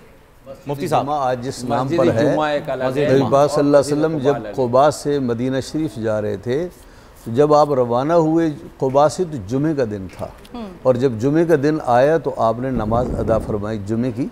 आज जहाँ जुमा पड़ा था उस मस्जिद का नाम भी मस्जिद जुमा। ठीक ठीक। अच्छा जी, अगला सवाल है हमारा, सिद्दीकी का लक़ब किस? सवाल पूरा कीजिए पहले। लाम। सिद्दीकी का लक़ब किसका है? जी। हज़रत सुलेमान। गलत जवाब। आगे बढ़ते हैं। किताब माह तमाम किसकी तसनीफ है? माह तमाम। पास। पास पास। चलें जी। कुरान मजीद सबसे पहले नाजिल होने वाली, सवाल मुकम्मल कीजिए। होने वाली सूरह का नाम? सूरह अलक। सूरह अलक। वैसे आपने जवाब भी सही दिया, और क्योंकि सवाल मुकम्मल होने देते, सवाल मुकम्मल आपने सही नहीं है। कुरान मजीद सबसे पहले नाजिल होने वाली आयत किस सूरह मुबारका में शामिल है? ठीक है। अच्छा जी, कुरान पाक में सबसे ज्यादा कौन से हुर्फ? लाम। लाम सब पहले सवाल मुकम्मल करें। कौन सा हुर्फ का इस्तेमाल ज़्यादा हुआ है? अलिफ। अलिफ, दुरुस्त जवाब। लाम आज जो है बड़े, मैं इन्हें पहले देख चुका हूँ, ये पहले भी आए हैं। ये शायद उस दिन आए थे जब टेक्निकल कुछ हमारा जो है वो ग्लिच हो गया था। बिल्कुल सही। सही सही सही। किताब सेब का दरख्त, किताब सेब का दरख्त, इसका मुसन्निफ कौन है? और अल्लाह ताला कुरान की हिफाजत खुद करेगा, ये इरशाद कौन सी सूरत में है? आखिरी और अगला सवाल, सूरह हजर। सूरह हजर। किताब शाम अबद किसकी तसनीफ है? शाम अबद। चलिए जी, आज तमाम हमारे बच्चों को जो है ना वो रोजा लग रहा है। बहुत मुझे ऐसा लग रहा है रोजे के करीब आ गए। अब मेरे ख्याल में हम जो है वो रैपिड फायर राउंड कर लेते हैं, ताकि जो है वो बजर राउंड में ही आज जो है लोगों की एनर्जी बहुत लो है। मैं बे से जो है वो पहले मुकम्मल सवाल करूंगा। 1 मिनट का आपके पास वक्त होगा। 18 सवाल होंगे, पहले जो भी मुकम्मल हो जाए वो खत्म हो जाएगा। आप जी टाइमर शुरू कर दीजिएगा इनका। नियत बांधने के बाद सबसे पहली दुआ कौन सी पढ़ी जाती है? सुभानक अल्लाहुम्मा सना। बिल्कुल सही जवाब। फजर का वक्त कब शुरू होता है? सूरज तुलू होने के बाद। क्या कहते हैं उसे? किस वक्त? तुलु फजर। सुबह सादिक। बिल्कुल सही जवाब। सबसे बड़ा अंडा किस परिंदे का होता है? शेतरमुर्ग। सही जवाब। अब है जी, कनाडा का दारुल हुकूमत कौन सा शहर है? टोरंटो। गलत, ओत्तावा। मुझे पता नहीं इसे प्रोनाउंस कैसे करते हैं, मेरे पास ऐसे लिखा हुआ है। दुनिया की सबसे बड़ी फिशिंग इंडस्ट्री किस मुल्क में मौजूद है? चाइना। सही जवाब। गालिबन ये वुहान में ही है। दुनिया में सबसे जहरीले जानवर का नाम क्या है? सांप। नहीं, गलत जवाब। मेंढक है एक एरो नामी। श्रीलंका की कौमी जुबान कौन सी है? आप पास कर सकते हैं अगर नहीं आता तो। ठीक है, तामिल। यूके में कुल कितने ममालिक शामिल हैं? पास। 4। किस मुल्क को दरियाओं का मुल्क कहा जाता है? अमेरिका। गलत जवाब। पास। बांग्लादेश। चलें जी, टाइम्स अप। और काफ़ी सवालों के आपने गलत जवाब दिए और काफ़ी में आपने पास भी कर दिया है। चलें जी, अब हम जा रहे हैं हमारे, और ये हमारे काजिम साहब जो हैं, ये हमारा भी बहुत ज़बरदस्त इम्तिहान लेते हैं। बहुत शदीद सरप्राइज टेस्ट आता है हमारे पास, टेस्ट आता है ये हमारे पास। टीम वाव के लिए आ गए हम। ये है जी, रोहता का किला जो है, रोहतास फोर्ट, किस सूबे में वाक़ है? पंजाब। पंजाब सही जवाब। दरियाए ज़ोब बलूचिस्तान के इलाके से निकलता है और किस दरिया से मिलता है? दरिया सिंध। बिल्कुल सही जवाब। पाकिस्तान के किस दरिया को अबासीन भी कहा जाता है? दरिया सिंध। दरिया सिंध सही जवाब मौलाना साहब। पीएम और एएम कब लगता है? पीएम जो है सुबह 12 बजे के बाद लगता है और एएम जो है रात के 12 बजे के बाद। सही जवाब। सही किस पहाड़ी पर ख़त्म की जाती है? सफ़ा मरवा में। पास। सफ़ा मरवा। मरवा पे ख़त्म की जाती है। फुटबॉल और हॉकी में कैप्टन की शनाख्त कैसे की जाती है? क्या आइडेंटिफिकेशन क्या होती है? बाजू पर पट्टी बांधकर। पाकिस्तान का मैनचेस्टर किस शहर को कहा जाता है? कराची। गलत, फैसलाबाद। फैसलाबाद। अल्लामा इकबाल ने कितनी शादियां की थी? एक। नहीं जी, 3 यहां पर लिखा हुआ है जी। 3। टाइम अप हो गया है आपका। इस पे बात करते हैं। आप मुफ्ती साहब ने 2 कहा है, लेकिन अभी ज़रा इनका ये क्विज कंप्लीट हो जाए फिर जो है वो इस पर बात करते हैं आपसे। ये एक और जो है वो सरप्राइज टेस्ट मेरे पास आ गया है टीम लाम के लिए। अच्छा जी, खूब, टाइम स्टार्ट। खुबानी को अंग्रेजी जबान में क्या कहते हैं? पास। एप्रिकॉट। घुटने और टखने के दरमियान हड्डियों की तादाद कितनी होती है? 1। 2। पाकिस्तान स्टॉक एक्सचेंज का पुराना नाम क्या था? Point. Pass. Pass. Karachi stock exchange. कुरान पाक में सबसे पहले किस पैगंबर का तस्करा आया है? आदम। जी, हजरत आदम। हजरत आदम अलैहिस्सलाम। किस नमाज की कज़ा पढ़ना ज़रूरी है? फजर। किस नमाज की, मतलब किस नमाज की? फजर। बस पढ़ा दें। अच्छा चलो, पास हो गया जी। फ़र्ज नमाज। सूरह बकरा में कुल कितने रुकू हैं? 4। 40। सूरह बकरा 2.5 पारे की सूरह है। कुरान पाक में सबसे ज़्यादा जिक्र किन पैगंबर का आया है? जी, हजरत मूसा। हजरत मूसा अलैहिस्सलाम, बिल्कुल सही। नमाज जनाजे की कितनी रुकन हैं? जनाजे की जो नमाज होती है उसके रुकन कितने? 3। 2 रुकन यहाँ पर। और आपका वक्त खत्म हो गया है। तमाम वो लोग, सर आपसे हम इस बात का जवाब ले लेते हैं, लेकिन वो तमाम लोग जो हमारे पास आ रहे हैं, हमारे जितने भी कंटेस्टेंट हैं, उनके लिए ये बात समझना और जानना बहुत ज़्यादा ज़रूरी है। बजर राउंड आपने बजर बजाना है, लेकिन रैपिड फायर का मतलब भी ये होता है कि सवाल होते ही आपने फौरन जवाब देना है। और जवाब नहीं आता आप पास कर दें। नहीं देते आप पास कर दें, वरना आपके नंबर्स जो हैं वो घट रहे हैं और किसी और को मौका मिल रहा है। तो आप विनर अनाउंस कर दीजिए आज का हमारा। विनर जी, टीम वाओ हमारे पास 50 मार्क्स टीम वाओ के हैं और बे और लाम आप दोनों के 40-40 नंबर हैं। तो टीम वाओ को बहुत बहुत मुबारक हो और आज आप जीत गए और रैपिड फायर की वजह से जीत गए। और ये एक छोटा सा ब्रेक हमने लेना है हमारे मासूम से प्यारे प्यारे से बच्चे इफ्तार के लिए, वो तशरीफ ले आए हैं यहाँ पर। थोड़ी देर ब्रेक के बाद वापस आएंगे, बच्चे साथ होंगे, इंशाल्लाह इफ्तार करेंगे।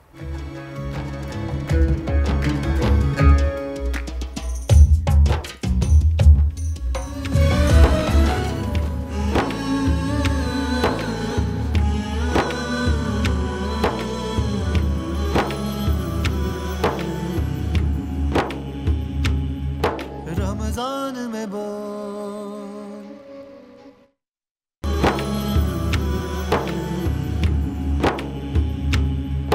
रमजान में बोल।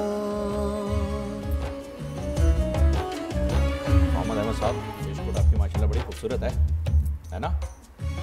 वेलकम बैक जी, एक मरतबा फिर आपको इस ट्रांसमिशन में खुशामदीद कहते हैं रमज़ान में बोल में। और अब बच्चे आ चुके हैं और माशाल्लाह से आज जो हैं वो बड़े स्मार्ट जो है वो बच्चा है, आज रोज़ा कुशाई है। आज रोज़ा कुशाई है और हमारे साथ मौजूद हैं मोहम्मद अहमद साहब और सारा साहिबा। सारा साहिबा जब यहाँ पर आए ब्रेक में मैंने इनसे नाम पूछा ना, मेरी बेगम का नाम भी सारा ही, मुझे डांटिएगा नहीं आप। और अब मैं आप दोनों को पहले सारा और अहमद की कहानी सुनाना चाहती हूँ। अच्छा जी, कहानी जब हमारे ये प्रोमो चलना शुरू हुए अल्हम्दुलिल्लाह, हमारी ट्रांसमिशन के। तो सारा की मम्मा ने मुझे अप्रोच किया सोशल मीडिया पर और इन्होंने मुझे कहा कि हमें आना है आपकी ट्रांसमिशन में। और आज माशाल्लाह सारा और अहमद मेरे साथ मौजूद हैं दोनों, और सारा की बहुत ज़्यादा ख्वाहिश थी कि वो यहाँ पर आके बोल की ट्रांसमिशन यानी जिन बच्चों को आना हो वो आप सोशल मीडिया पे कांटेक्ट कर सकते हैं। बिल्कुल, हाँ, हमारे ट्विटर अकाउंट्स मौजूद हैं, बोल नेटवर्क का अपना अकाउंट मौजूद है, आप लोग यहाँ पर आइए ज़रूर और हम ज़रूर बुलाएंगे। अच्छा जी, और अब ज़रा थोड़ी सी बात हो जाए सारा से। अस्सलाम वालेकुम सारा, पहला रोज़ा रखा है आज आपने? हाँ, क्या खाया था सुबह सुबह? सहरी में खाया। सहरी में खाया? सहरी तो सुबह सुबह है, क्या सहरी खाई आप? सुबह सुबह तो होती है। कोई फरमाइश हुई अम्मी से या बस जो अम्मी ने दे दिया खा लिया? मैंने अपना पराठा अंडा खाया और मिल्क पिया। शुक्र है दही पराठे से गुड। और ये सबसे अच्छी बात है आपने दूध भी पिया, क्योंकि बहुत ज्यादा जरूरी होता है बोन्स के लिए और बच्चों को पीना चाहिए। भाई मैं मोहम्मद अहमद साहब से बात करूंगा। ये माशाल्लाह से बड़ी जबरदस्त वेस्टकोट पहनी हुई है आपने माशाल्लाह। देख के लग रहा है ना फ़हीम के कुछ सुनाएंगे भी। कुछ सुनाएंगे आप?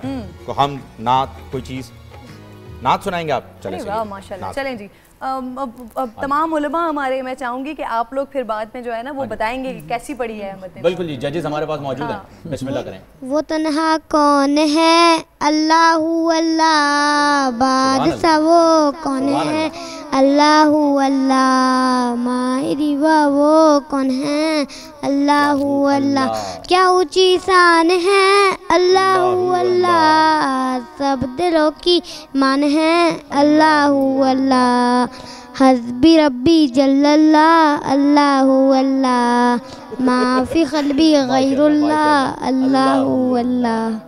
सुभान अल्लाह भाई, सुभान अल्लाह, बहुत खूब बहुत खूब। आप ये रोज़ा कुशाई का जो है ये तोहफा लीजिए और अब किरण को जो है आप जवाब दीजिए, क्या पूछा उन्होंने? अपना माइक लीजिए, ये सारा के लिए है गिफ्ट। सारा ये माइक मैं पकड़ूंगा, आप अपना हाथ नहीं लगाएंगे, आपने इफ्तारी करनी है। नेटवर्क की तरफ से ठीक है? नहीं, माइक मैं पकड़ूंगा, आपने इफ्तारी करनी है, आप हाथ नहीं लगाएंगे। अब आप मुझे ये बताइए कि आपको किसने सिखाया ये इतनी प्यारी हमद?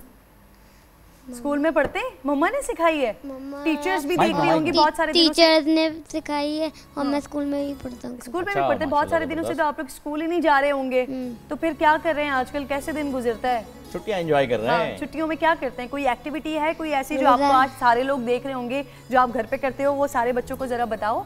मैं एक्सरसाइज करता हूँ। और एक्सरसाइज करती? मम्मा इनकी कहाँ है, क्यों करवाती हैं भाई? इतना से बच्चे उसके वैसे वैसे होनी चाहिए, हम बच्चे फिट रहते हैं। हाँ जी, मैं थोड़ी देर गेम खेलता हूँ, उसके बाद एक्सरसाइज करता हूँ, फिर ना मैं तो ऐसा रात को सोते वक्त मैं तो ऐसा दूध पीता हूँ और फिर थोड़ा सा दूध पी के सो जाते हैं। तो आप ये हमारा पिज़्ज़ा पॉइंट का जो पिज़्ज़ा आज आया हुआ है ये नहीं खाएंगे फिर आज? नहीं, आपने कहा दूध पीते हैं। वैसे thank you for pizza point के। हाँ, बिल्कुल जी। ऑनलाइन भी आप मंगवा सकते हैं आराम से। इस वक्त ऐसी सिचुएशन में आप ऐप डाउनलोड कर लें और ऐप के जरिए मंगवा लें आराम से। अच्छा साफ सुथरा पिज्जा आपको मिल जाएगा। ये जरा मुझे माइक दें, कुछ सारा से भी बातें हो जाए ना। सारा ये लें भाई आपका इतना कॉन्फिडेंट और आप इतनी खामोश क्यों भाई? क्यों इतनी खामोश? ये यकीनन घर में शरारती होंगे। हाँ, जो घर में शरारती हैं, खामोश होते हैं ना, वो घर में शरारती होते हैं। नहीं है घर में शरारती। आपको अपनी मम्मा को भी साथ लेकर आना चाहिए था, हम आपकी मम्मा से भी यहाँ पर बातें करते। दुपट्टा बड़ा क्यूट है इनका, बड़ा दुपट्टा पहने बड़ी प्यारी लगती हैं बच्चियाँ मुझे, जब इस तरह से गोटे वोटे के साथ दुपट्टा पहन के और तैयार वैयार हुई भी होना। दोनों भाई बहनों ने आज ही के दिन रोजा रखा है। आप में बड़ा कौन है और कितने सालों का फर्क है आप दोनों में बताएं? 1 साल का, मैं 9 इयर्स की हूँ और ये 8 इयर्स का। दोनों ने आज पहला रोजा रखा है जी। आप कौन सी क्लास में है सारा? मैं 3 क्लास में हूँ, अभी 4 क्लास में जाने वाली हूँ। कैसी स्टूडेंट हैं आप अपनी क्लास की? बहुत अच्छी स्टूडेंट हूँ मैं और बहुत वो इसलिए ताकि बड़ा समझा जाए उन्हें। ये एक साइकोलॉजी होती है कि उन्हें बड़ा समझा जाए कि भाई मैं 5वीं क्लास में हूँ। अरे भाई अभी अहमियत दें, अभी हमारे सबसे इम्पोर्टेंट गेस्ट बात कर रहे हैं। क्या बात कर रहे हैं आप लोग? इन्हीं का तो जिक्र ज़बान से आम हुआ है। बात कर रही है, वो बात कर रही है, आप लोग सुन नहीं रहे। मैं बहुत पोलाइट हूँ अपने फ्रेंड से और मेरी टीचर भी मुझे बहुत अप्रिशिएट करती हैं। ये तो हम टीचर से पूछेंगे और आपकी फ्रेंड से पूछेंगे। ये क्या बात हुई? कुछ ऐसा बताया ना कि जो किसी और से कंफर्म ना करना पड़े। मोहम्मद अहमद यहाँ बैठे, ये बता देंगे। अपना क्लास वर्क भी बहुत अच्छा करती हूँ और होमवर्क भी बहुत अच्छा करती हूँ। हाँ, बहुत अच्छा होमवर्क करती हैं। और ये अहमद कैसे हैं? आपके पास शिकायतें, तो आप दोनों एक ही स्कूल जाते हैं? यस। तो आपकी शिकायतें तो नहीं आती है अहमद की आपके पास कि देखें आपका भाई क्या कर रहा है, पिटाई लगा रहा है या मार रहा है या शरारतें कर रहा है? मोहम्मद अहमद जो है वो कुछ कहना चाह रहे हैं इस पे, एक्सप्रेशंस आए। ये दांत कैसे टूटा है? चूहा लेके गया बचपन में, मिसाल में चूहा लेके गया है ना। ये क्या कहानी होती है? बच्चों को ये बता दिया जाता है दांत टूट गया चूहा ले जाता है। बेटा लाओ मुझे तो माइक दो, आप उसको दुपट्टे को अपने सही करो, वो कंफ्यूज हो गई, दुपट्टा सही नहीं हो पा रहा है बच्ची का। हाँ भाई दांत कहाँ गया? भाई मम्मा आप लेके जाएंगी तो जरा पिन लगा के लेके जाइएगा। ओ क्यों लेके गया चूहा भाई? आपने उसको बताया नहीं? मेरे को बताया कि मेरा इम्पोर्टेंट है तो मैं इसको वापस ग्लू से चिपका लूंगा। ओहो अब ये कैसे आएगा वापस, इसे कैसे बुलाएं? इसको चूहे को मैं रेड पाइपर की बात ले लूंगा और ना एक चूहे को बुलाऊंगा, ताकि चूहे को टेक्स्ट करूंगा कि किधर कि वो कौन सा चूहा मेरा दांत लेके भागा है। अच्छा रेड पाइपर को बुलाएंगे, सारे चूहों को बुलाएंगे और फिर उससे पूछेंगे कौन सा वाला चूहा मेरा दांत लेके भागा है। ओके ये खुद ही आ जाएगा थोड़ी देर में, चूहा डर जाएगा ये बताएं, और वो भेज देगा। ये बताएं शॉपिंग वॉपिंग हो गई आप लोगों की ईद की? तो सब कुछ बंद पड़ा हुआ था, कुछ किया ईद की तैयारी वैयारी की? क्या करेंगे इस बार? मम्मा क्या कह रही हैं? इस दफ़ा मम्मा को कहें कि आप खुद जो है ना वो मेरे कपड़े स्टिच कीजिएगा, बस मम्मा के ऊपर डाल दो सारा। हमें क्या करना भाई, अगर सब बंद है तो हम तो बच्चे हैं तो एंजॉय करेंगे। हाँ और पता है अभी ऐसा इस वक्त पता लग रहा है बच्चों के कपड़े की मुसीबत होती है। कबर्ड खोलो समझ आता है कि सब कुछ है ही नहीं, बच्चों के कपड़े सब खत्म हो चुके हैं, सब बच्चे पहन चुके हैं। और सबसे बुरी चीज़ पेरेंट्स के लिए, यकीनन आपके लिए भी होगी फ़हीम और मेरे लिए भी है, तमाम ही लोगों के लिए होगी, सर्दियाँ खत्म हुई, गर्मियाँ आई और गर्मियों के आप सीजन के आप कपड़े नहीं ले सके, सर्दी के कपड़े तो हैं, गर्मी के बड़ी परेशानी में। और इस वक्त इफ्तार का टाइम होने वाला है, हमने ब्रेक पे जाना है, ब्रेक के बाद वापस आते हैं और फिर इफ्तार करेंगे।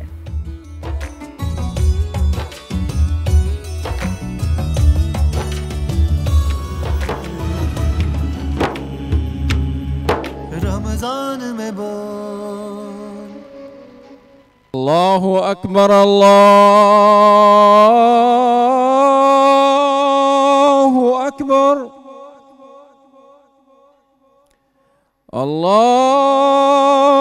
अल्लाहु अकबर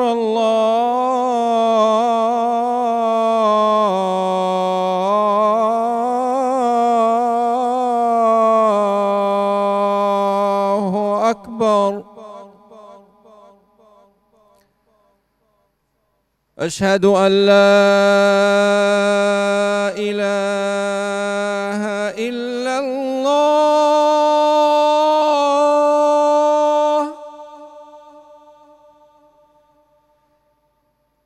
अशहदु अल्ला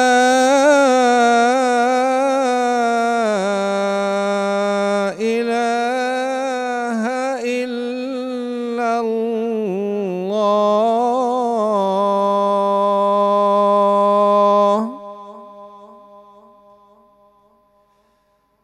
अशहदु अन्ना मुहम्मदर रसूलुल्लाह अशहदु अन्ना मुहम्मदर रसूलुल्लाह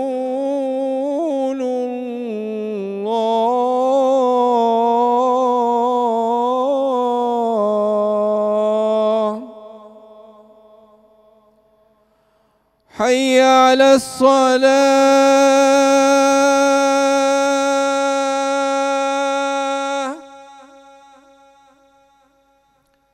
حي على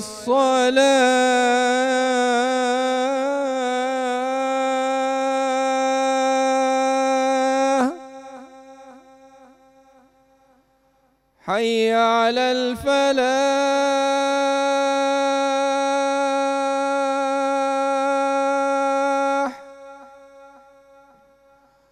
حي على الفلاح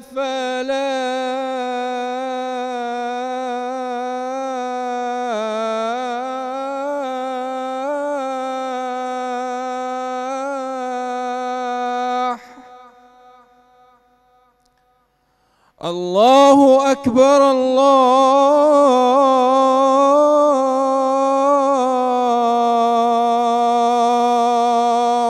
أكبر لا إله إلا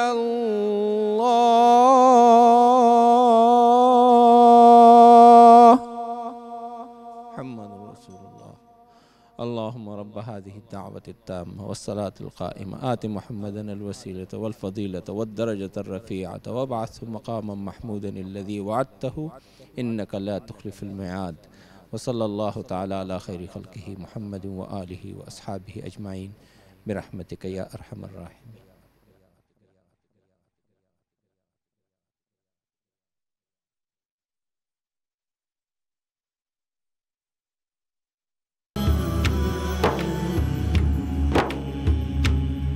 रमजान में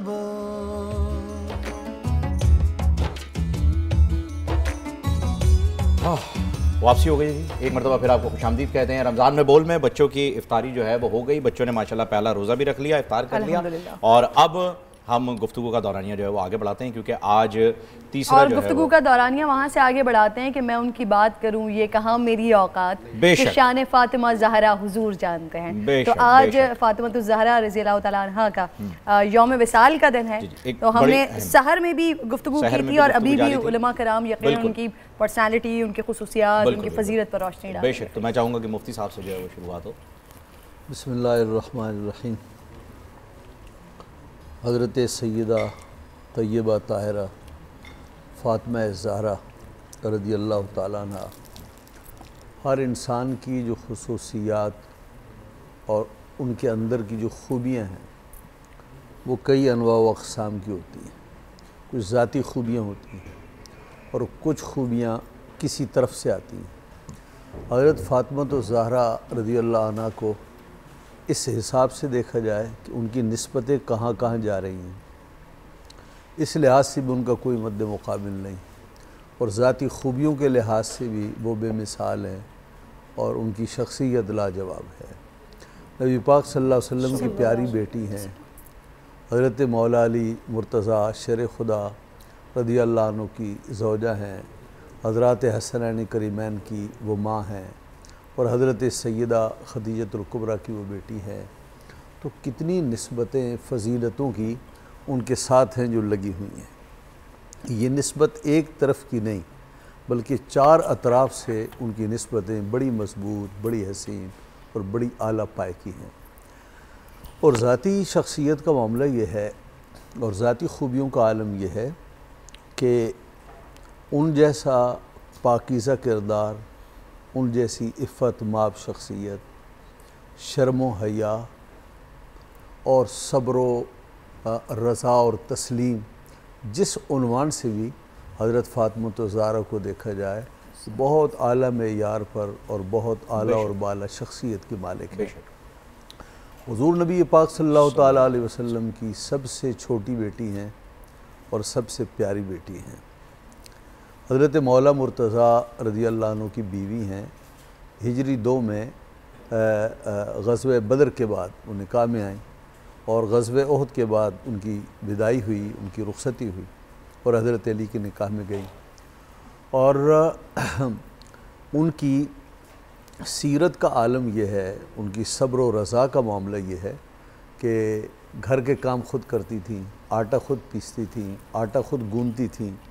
तो हज़रत अली ने कहा कि अपने अब्बा जान की खिदमत में जाओ और उनसे कोई कनीज़ लेकर आओ अपनी खिदमत के लिए और अपना हाल बताओ। नबी पाक सल्लल्लाहु अलैहि वसल्लम की खिदमत में गई और अर्ज़ किया कि अब्बा जान ये देखिए मेरे हाथ चक्की पीस पीस कर छाले बन गए और आटा गूंद गूंद कर निशान पड़ गए। नबी पाक सल्लल्लाहु अलैहि वसल्लम ने क्या फरमाया, ये आज की दुनिया के लोगों को, आज के हुक्मरानों के लिए बहुत बड़ा दर्स है। हमारे यहाँ मामला ये होता है कि हम अक़रबा परवरी के मर्ज़ में मुब्तला हैं। हम अपनी अक़रबा जो है हम उनको नवाजते हैं और दूसरों को तवक्कल अल्लाह का दर्स देते हैं। सही, ठीक है, दूसरों को वज़ाइफ बताते हैं। यहाँ आलम यह है कि सारे जहान पर नबी पाक सल्लल्लाहु तआला अलैहि वसल्लम हैं जो अपने फैज़ और अपनी जूद व करम के दरिया बहा रहे हैं। बेशक, सारा जहान ही आपके लिए है। हाँ, सल्लल्लाहु अलैहि वसल्लम। और अब जब अपनी बेटी का मामला आया तो बेटी को कौन सा दर्स दे रहे हैं, कौन सा सबक दे रहे हैं, तस्लीम और रज़ा का दर्स दे रहे हैं। और मैं बेटी ऐसा कर, जब सोने लगे और जब तू नमाज़ पढ़ लेना तो सुबहान अल्लाह 33 दफ़ा, अल्हम्दुलिल्लाह 33 दफ़ा और अल्लाह अकबर 34 दफ़ा पढ़ लिया कर। मेरी बेटी ये कनीज़ से तेरे लिए अच्छी चीज़ है। सुभान अल्लाह। वो फ़ातिमा ज़हरा थी क्या और उन्होंने नबी पाक सल्लल्लाहु अलैहि वसल्लम के तोहफे को किस कदर कबूल किया, अपने सीने से लगाया। आखिरी बात ये जी कि जब दुनिया से जाने लगी, विसाल फरमाने लगी, नबी पाक सल्लल्लाहु अलैहि वसल्लम ने फरमा दिया था कि मैं मुख्तसर अर्ज़ कर रहा हूँ, आपने फरमा दिया था कि फ़ातिमा बेटी कान में बात कही, रो पड़ी और बहुत ज़्यादा रोई, फिर दोबारा सरगोशी फरमाई, हंस पड़ी। बाद में फिर आपने हज़रत आयशा की पूछने पर बताया, आपने फरमाया पहली बार बाबा जान ने मुझसे ये कहा मैं दुनिया छोड़ के जा रहा हूँ, तो मैं बहुत रोई। नबी पाक सल्लल्लाहु अलैहि वसल्लम ने फिर मुझे मेरा दिल खुश करने के लिए फरमाया बेटी तू इस बात पर खुश नहीं है, तू ख़वातीन जन्नत की सरदार है, ख़वातीन जन्नत की सरदार है। शर्मो हया का मामला ये है कि उनका आंचल किसी गैर महरम ने नहीं देखा। शर्मो हया का मामला ये है कि चाँद और सूरज ने आपके बाल नहीं देखे। और जब आप हुजूर सल्लल्लाहु अलैहि वसल्लम के विसाल के बाद बीमार पड़ गई और 6 माह के बाद आप दुनिया से रुखसत हो गई, तो आपकी तीमारदारी जहाँ हज़रत अली ने की, वहाँ अबू बकर सिद्दीक़ की बीवी अस्मा बिनते उमैस ने की। ये मुकम्मल तौर पर हुजूर हज़रत की तीमारदारी में रहती थी। हज़रत फ़ातिमा फरमाने लगी, एक बात बताओ, मुझे बड़ा अजीब मालूम होता है, महसूस होता है, जब औरतों को कफनाया जाता है और उसके बाद उन्हें चरपाई पर रख कर कब्रिस्तान की तरफ ले जाया जाता है, मुझे अजीब सा मालूम होता है, उनकी हायत फिर भी नज़र आ रही होती है। मुझे रात के अंधेरे में दफन करना, और ये बहुत अजीब बात है। तो उन्होंने फरमाया कि ऐसा है, मैं हबशा में गई तो अहले हबशा का ये तरीक़ा मैंने देखा कि चारपाई के ऊपर खजूर की शाखें खड़ी करके ऊपर उसके चादर डाल देते हैं, उससे मैयत जो है वो नज़र नहीं आती। आपने फरमाया ये बहुत अच्छा है, मेरे साथ ऐसे ही करना। चुनांचे रात के अंधेरे में दफन किया गया और इस तरह शर्म हया के साथ आपको दफन किया गया। बहुत बड़ी पाकीज़ा किरदार की मालिक है, कोई शक ही नहीं। इमाम अहमद रज़ा ने फरमाया ना, सैयदा तय्यबा ताहिरा जान अहमद की राहत पे लाखों सलाम। लाखों सलाम, क्या बात है, बेहतरीन। मौलाना साहब मैं चाहूँगा कि आप, वक्त क्योंकि कम है तो आपसे भी। हज़रत फ़ातिमा ज़हरा सय्यदतुल कायनात भी हैं और सय्यद दुनिया भी है, सय्यद आखिरत भी है। जनाब सरवर कायनात सल्लल्लाहु अलैहि वसल्लम की सबसे महबूब तरीन औलाद और हज़रत अली रज़ी अल्लाह तआला अन्हु की सबसे महबूब तरीन बतौर बीवी, बतौर रिश्तेदार भी, क्योंकि नबी करीम सल्लल्लाहु अलैहि वसल्लम आपके चचेज़ाद बेटे थे, भाई थे चचेज़ाद, बिल्कुल। और फिर हज़रत हसनैन की माँ। जैसे नबी करीम सल्लल्लाहु अलैहि वसल्लम फ़ख्र इंसानियत है अम्बिया में, मैं समझता हूँ कि अम्बिया के रिश्तेदारों में हज़रत फ़ातिमा फ़ख्र इंसानियत है, रिश्तेदारान अम्बिया में। और उन पर जितना भी बोला जाए, जितना भी बोला जाए उनकी मदह सराई में, जितना भी बोला जाए वो अपनी मदह होगी, उनकी मदह नहीं होगी। सही। आप जितने भी नबी करीम सल्लल्लाहु अलैहि वसल्लम की मदद करें, गोया आप अपने अपने जो है ना वो करें। वलक़द मा इम मदहतु मुहम्मदन बिमक़ालती वलाकिन मदहतु मक़ालती बिमुहम्मदी, कि आप मोहम्मद और आले मोहम्मद की जब तारीफ़ में कोई मकाला लिखते हैं या कोई कलाम करते हैं या कोई गुफ्तगू करें, जैसे इस वक्त हम कर रहे हैं, आप इतना ही लिखते हैं जितना आप लिख सकते हैं, जितना ही लिख कर सकते हैं। हाँ, और उस दर्जे तक पहुँच ही नहीं सकते। वेरी गुड, कोई नहीं पहुँच, वेरी गुड। और उसमें फिर उन्होंने ये कहा कि गोया आप अपने कलाम की तारीफ उनसे करवाना चाहते हैं, आप उनके कोई तारीफ नहीं कर सकते। मा इम मदहतु मुहम्मदन बिमक़ालती वलाकिन मदहतु मक़ालती बिमुहम्मदी। बड़ी खूबसूरत बात कर दी है, बड़ी खूबसूरत बात कर दी है मौलाना साहब ने, बड़ी खूबसूरत बात कर दी है। इसलिए हम दुआ करते हैं कि हमारी जिंदगी, न सिर्फ जिंदगी बल्कि हमारी आखिरत भी सहाबा किराम अहले बैत व अतहार के नक्शे कदम पर अल्लाह रब्बुल इज़्ज़त हमें गुजारने की भी तौफीक अता फरमाए। न सिर्फ गुजारने की बल्कि हमारी आखिरत भी उन्हीं से मंसूब, उन्हीं के साथ अल्लाह रब्बुल इज़्ज़त हमें उठाए। कल इंशाअल्लाह उल अज़ीज़, बल्कि रात 3 बजे मैं जी हम बिल्कुल इख्तिताम की तरफ हैं। कल इंशाअल्लाह आपका हिस्सा जो है वो कल आपसे खुसूसी तौर पर आपसे बात करेंगे। प्रोफेसर साहब आपसे कल इसी गुफ्तगू होगी, वक्त अब बिल्कुल ही खत्म हो रहा है। इंशाल्लाह रात 3 बजे आपसे इंशाल्लाह इसी पर आपसे यहीं से ही हम बात शुरू करेंगे। कल खत्म हो गया इंशाल्लाह, बल्कि कल नहीं, अभी कुछ घंटों बाद रात 3 बजे आप तमाम लोगों से एक बार फिर मुलाकात होगी। अपना बेहद ख्याल रखिएगा। फ़हीम कुछ कहना चाह रहे हैं? मैं बस यही कहना चाह रहा था कि अब वादा हो गया प्रोफेसर साहब से, अब जो है वो कल इनसे खुसूसी तौर पर इफ्तार ट्रांसमिशन में यही टॉपिक डिस्कस किया जाएगा। फिलहाल जो है वो ट्रांसमिशन का वक्त खत्म हो गया है। इजाज़त दीजिएगा। रमज़ान में बोल से सहर में इंशाल्लाह आपसे मुलाकात होती है। अपना ख्याल रखिएगा। अस्सलाम वालेकुम।